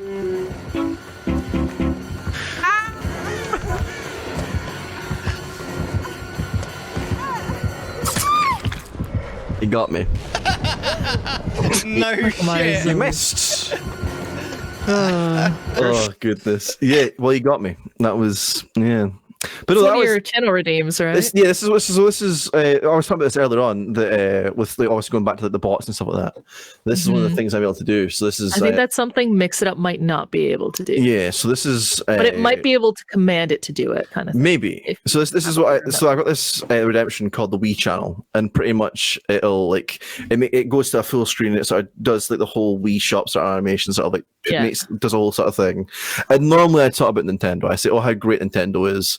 All that sort of stuff, but sometimes Nintendo. But you're like, I make choice. Yeah, pretty much. So you can use it at any point, but because it obviously takes it moves from like one screen to the other screen, you can still hear the game, and I'm still getting chased, and it's like I'm a banana, because that's another channel point redemption. Someone's turned me into a banana, and I'm getting chased by Michael Myers around the map. I'm already panicked. I'm a banana, and it doesn't help. The Wii music's it's not fitting at all. I have no idea what's going on. Like, why are we talking about Nintendo? And I'm getting chased by Michael Myers, and it finally finishes, and then he whacks me one. Yeah. And then he whacks me. Like, I'm dead. I'm dead. Yep, exactly. I'm down. I do have a question. What's up? Why is it called a subathon if it's a follower goal? I don't know why. My plan was when I hit 2K, I would do a subathon. That was the whole sort of goal. And then I was like, you know what? I don't really want to do goals, that sort of stuff. So obviously we talked about goals in previous things as well. Yeah. It's nice to have them on the screen if it's not taking up too much space. And it's I nice see. Right. So in actual fact, if you got to 2,000 followers, you were planning to do a subathon. Yeah, that was the idea, sort of thing. Right. That makes a lot more sense. But yeah, that was the idea, and I think this is one of my 12-hour horror streams I was doing, or maybe a community day I was doing. Yeah. So it was sort of like we're just playing Dead by Daylight at the end of it or something. Normally I'll end off with Dead by Daylight sort of thing. So it's like I still have the little pet there as well in the bottom corner, which normally you would normally say hi or whatever. So it's the same. It's a nice little thing to have there. That's all. Yeah. But yeah, that was to sort of clear up any confusion. That was if I hit that sort of goal, I would be doing a subathon sort of thing. Right. Yeah. Yeah. Fair enough. Yeah. All right. Should we move on to the next clip? Yeah, go for it. All right, I think I've seen this one. Oh, this one. Oh, right, okay. Are you guys ready with this? There's a Breath of the Wild one. Oh. All right, calm down, Nick. Right, are you ready with this one, Moon? I know what's coming. Are you ready with this one, Moon? Yeah. All right, 3, 2, 1, play that clip. Look at this. I don't believe it, but I actually caught one. This delicacy is known to have very, very potent effects under the proper circumstances. Ta-da! God, she's annoying. Research in the castle shows ingesting one of these can actually augment certain abilities. We wouldn't be in a controlled environment. Butt and frogs. But with your level of physical Butt and fitness, frogs. you'd be a perfect candidate for the study. Go on. Taste Love it. the look on your face as well. You're like, don't click what I did there. don't do that. You totally didn't take like 20 screenshots and then, yeah. Well, it's one of those. I feel like it's one of those. It was a frog. I wanted to take a picture of the frog. I was a little bit early. Oh yeah. She was holding a frog up, and I was like, Did you know if you hold the button, it would have done like a whole recording of that? Oh yeah, but then I could I've got, unlike you, I've got about 30 screenshots of Zelda's ass, but I have a collection. I'll have as well as Mifa, because Breath of the Wild never made me question my sexuality, much like Breath, much until then. Maybe I do like fish. Maybe I like the fucking fish, until I'd seen and Sidon. I'm okay with both. Sidon's pretty hot too, to be fair. Yeah. He does that thing with his and his I actually never saw that scene in Breath of the Wild. His teeth. It's one of the memories. It's one of the memories. I don't think I had gotten all of them, unfortunately. That was the first thing I went and did. I think I started the game. I got off the plateau that you start, and King Rome's like, "Oh, go off and do this." I'm like, "Perfect." And then I went off and did the memory strip. And you did all the memories. I went. I'm actually might be a lie. I went and did all the towers, and I went and got the memories, and then I started going around and doing stuff. That's what it was. So you're basically the context of this clip is basically that you're being a perv. Yeah, I'm a simp for Zelda. I was just documenting. Frog. Don't forget the frog documenting frogs, really. If you ask, But if you really I don't know. I think I saw one frog screenshot versus. I think that scene of her butt. So it's like I just capture a whole bunch of her butt, and then suddenly it's like a couple minutes passes, and she pulls out a frog, one more, and then that's it. You saw the frog, and you're like, oh, I got one of the frogs. No, just one of them. Keep that for later. Exactly. That'll defend it. I don't know if this is an unpopular opinion, but Skyward Sword Zelda over Breath of the Wild Zelda any day, mate. I feel like Breath of the Wild Zelda, she's a little bit annoying, but she's also very more independent. I feel like she's trying to do things on her own rather than having Link do them for her, sort of thing. You know what I mean? I don't know if that's the sort of thing why people find her annoying. It's like, oh, she's trying to be her own person without be like, oh, the hero in shiny armor coming to get her. It's more the fact that she's just kind of a spoiled child. She also just the fact she's English. Yeah, I mean, fair. Yeah, that's a big It's one. interesting that they added voice acting. Please. Now, will Pokemon ever do it? Probably not. Okay. I kind of hope Right. Scarlet and Violet would have been a good candidate for voice acting, but they didn't do it. Yeah, didn't do it. One day they'll do Pokemon voice acting and it'll be I don't probably know. bad. I will be. I I feel like will it'd be kind of legit cringe. Wouldn't it be blown like away. a bad anime or something if they, like, oh golly, I I hope I mean- get this Pokemon. You're just like, shut up. I will say, like, a lot of the anime has some good voice actors. Like, I've been watching Journeys, the most recent one, and I've been actually really enjoying it. He goes to all Oh the my different regions God. and shit. You And ran you get into my to hear the Pokemon. voices of a bunch of the different characters. I'm like, man, this has actually been great. I Don't remember, you you think know it'd be a bit how annoying though? Like, for example, in the current server, like, terrestrialize. He's just like, oh, shut up. shut up. Well, Yeah, it wouldn't happen in battle. I don't want the voice acting in the battles, but like important cutscenes. I remember, you know how there was all that talk Not about like every you NPC or anything. being under the van and stuff, and it's like, oh, if you do this, Oh, you can do that, and everyone this, knew that, and that. all that sort of stuff. I remember taking my DS to school one day, and I was maybe like 7, whatever. I knew how to get me playing, I'm playing Diamond and Pearl, and like my friends watching like intently, thinking about, oh, I actually kind of enjoy Pokemon. I went, do you put on the audio mode so you can listen to them talk? And they're like, yeah, sure. And I went, it doesn't have one.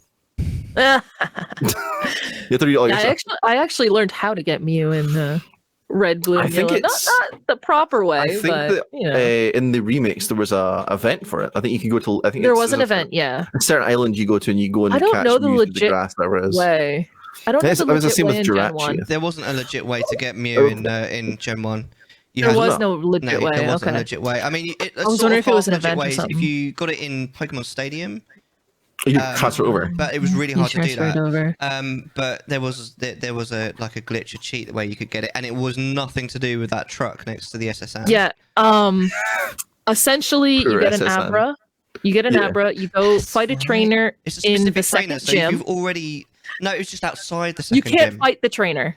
Yeah. So you go in the gym, you fight the very first trainer, you Right. leave the gym, and you fly away. Or it's either you fly away from the guy or you go beat the gym first. I think it's fly away from the guy first, actually.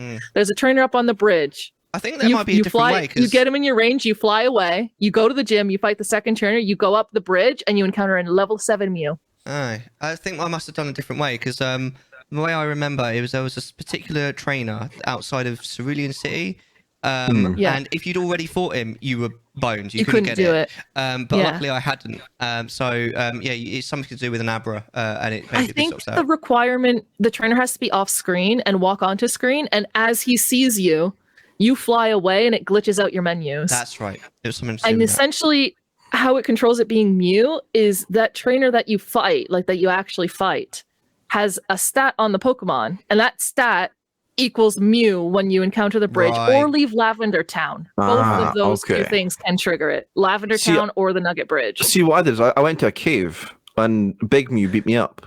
Me And that's too, that's how I- yeah. that's how Me too, I me. that's how part I of the found game. Frieza in a cave. Yeah, exactly. Yeah. Oh, should we move on to the next? Speaking of Pokemon, should we move on See to a the next? Pokemon. Yeah, speaking of. Now I did mention this before to Mellar. This one is a little bit loud, All right, I'll see so what I can it's do. just best to turn it down a little bit just All right. because of the reaction. That's all. Okay, 3, 2, 1. Play that clip. Taran the Terror Bean, a shout out for me. Ooh, Fuck Bruno very Mars! nice.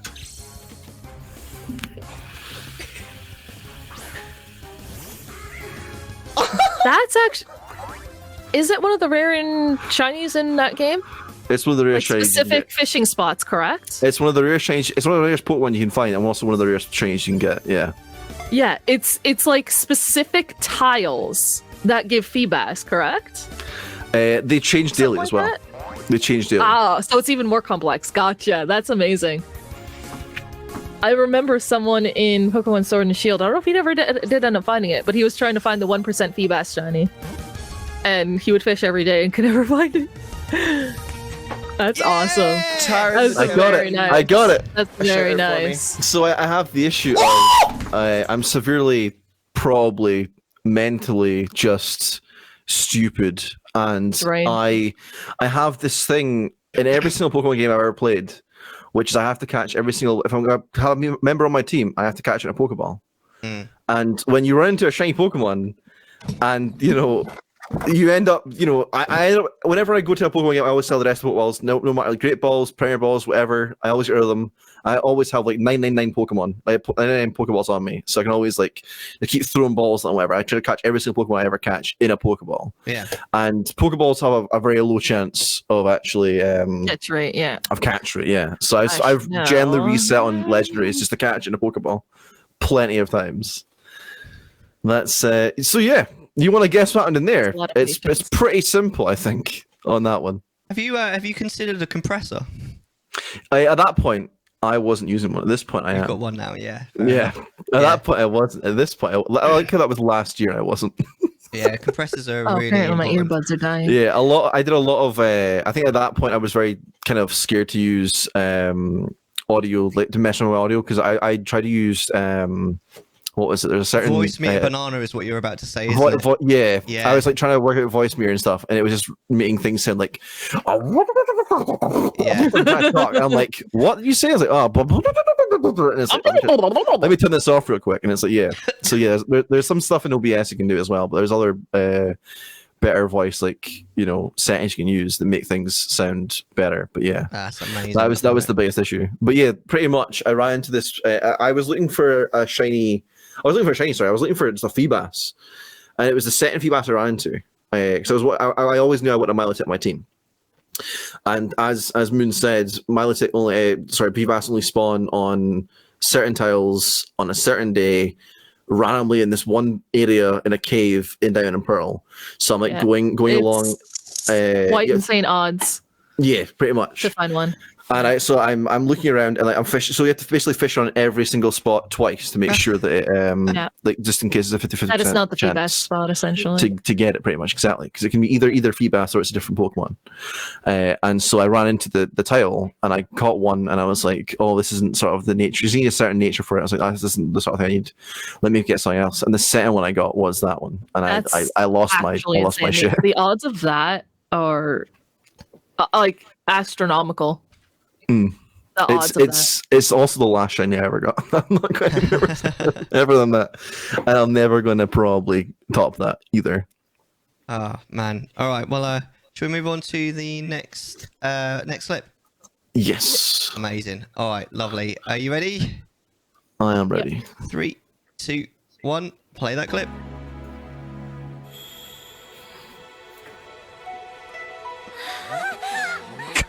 Sonic the Hedgehog! What?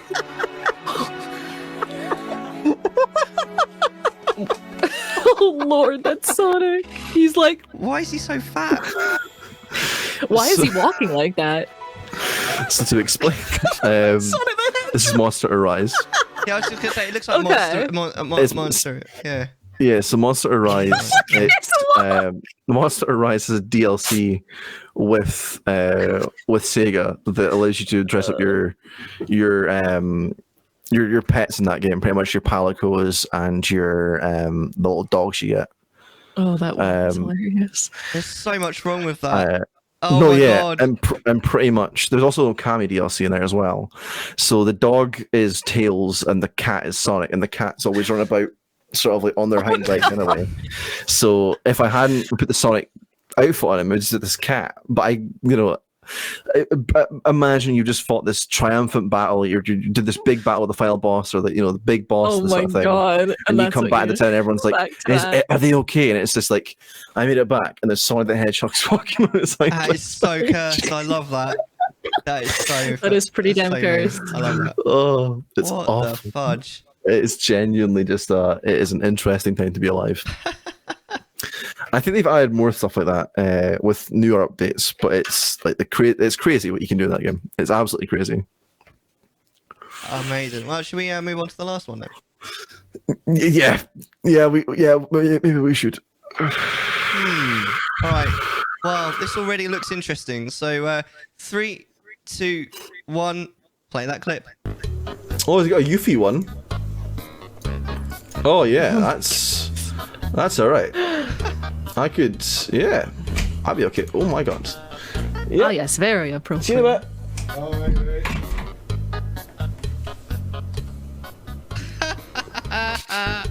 Oh, has he got a Yuffie one? I think Oh I yeah, don't about the zoom in, the zoom in right there. That's so funny. I don't want to talk about it. So what led you to looking up body pillows like that? I can't remember. There was something. Was obviously that. So that I was playing Breath of the Wild at the moment at that time. Sorry, because that clip's from Breath of the Wild. I was obviously doing something, and we were talking about. I can't remember what. Whenever we talk about Sephiroth, it always goes to this because I'm a big Sephiroth stan, or whatever. And that's probably how we got to Yuffie, because Yuffie is also from Final Fantasy VII. Yeah. But for some reason we got onto body pillows, and I was like, I wonder how much a body pillow. Oh, I've got a quote about Sephiroth. I wonder how much a Sephiroth body pillow costs, or whatever. I think someone used one of the quotes, and I was like, you know what? I'll actually look that up. I do have a question, but I'm kind of afraid of the answer. Okay. Oh, did he buy any? Why is the Yuffie one more expensive than the other ones? That's she is younger, though. That's the thing. It's like people are strange. People are really strange. All right. I also didn't buy it. Or something. I also didn't buy it, and that was my granddad that came in. So bear in mind, this is like this is 9 o'clock. I don't think he never mentioned it. He never mentioned it once. So you don't know if he actually saw the screen? I don't know if he saw it or not, because at that point my desk was here, and if you're coming in this door is like right in front of me. So at the moment, these two monitors there, someone comes in the room, they can't see what I'm looking at. But when it's sitting there, that was on my main monitor. So that would have been this one. So that one's gonna be like right here. And if you're coming in the door like night, you could glance at it, see it and be like, I'm gonna see you later. Like, you know? But yeah, it's definitely an interesting one to be. I don't know why I did that. I think I'm good. I don't want to talk about it. I will update you though on episode 20 of Chattisfying when I do eventually have one, and I'll be like, look what came in the mail. Okay. Oh man, I've got an appropriate anime body pillow. I'll tell you an anime body pillow. There's no such thing as an appropriate anime body pillow. I will there tell is. you. I'll tell you a body pillow story. Mine is. So we went down to Glasgow for a gaming convention back in last November. Right.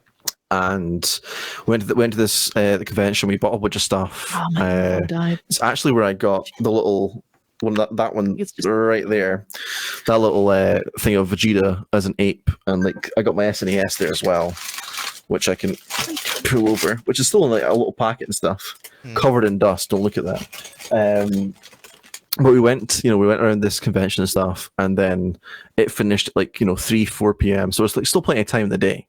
My friends were staying in Glasgow that night, so I was going to drive home, which is like maybe like a 2-3 hour drive. I was like, I'll stay here as long as possible, then drive home. So we went to a whole bunch of other shops, and we found some other shops. And there's a really good shop called I think it's Anime Heaven, right beside what's it called? Right beside Damage Society. And I've been back there and stuff, but it's like this big place, and you can see all these. It's like they got a statue of Totoro there, and they sell body pillows, right? And there was body pillows at the top, and I was like, I keenly went over to the clerk, and I was like, just making conversation sort of thing, and I sort of went, like, so is that all the body pillows that you sell? And she looked at me straight in the eye, and she went, no, sir. And she started shouting, like, oh no, this isn't these unfortunately these are the only body pillows we sell. But she said it very, very loud, and like the entire sort of store just sort of turned. I was like, oh no, oh no. So yeah, I was like, oh, thanks, and sort of walked off. So yeah, that was the second time I was caught body pillow shopping. Oh goodness. Oh man, I think maybe we should call it an evening. It is getting late. It's almost 1 a.m. I also need to get dinner that was done probably like an hour and a half ago. So probably wondering where I've been. Well, we'll do a Chattisfying raid. It's actually quite interesting because we've actually got quite a lot of people that have previously been on the show before that are currently live. So Sarge is currently live. The Streamy one is live. Mrs. Freeze is live, and Low Poly Misfit is still live as well. I think on balance we'll probably end up going to Sarge though. I was gonna say Sarge would definitely be awesome. Yeah, but I think we'll call it an evening. So thanks ever so much everyone who's hung out and watched and contributed to chat as well, especially after what we were talking about at the beginning of today's show. It's always a genuine pleasure.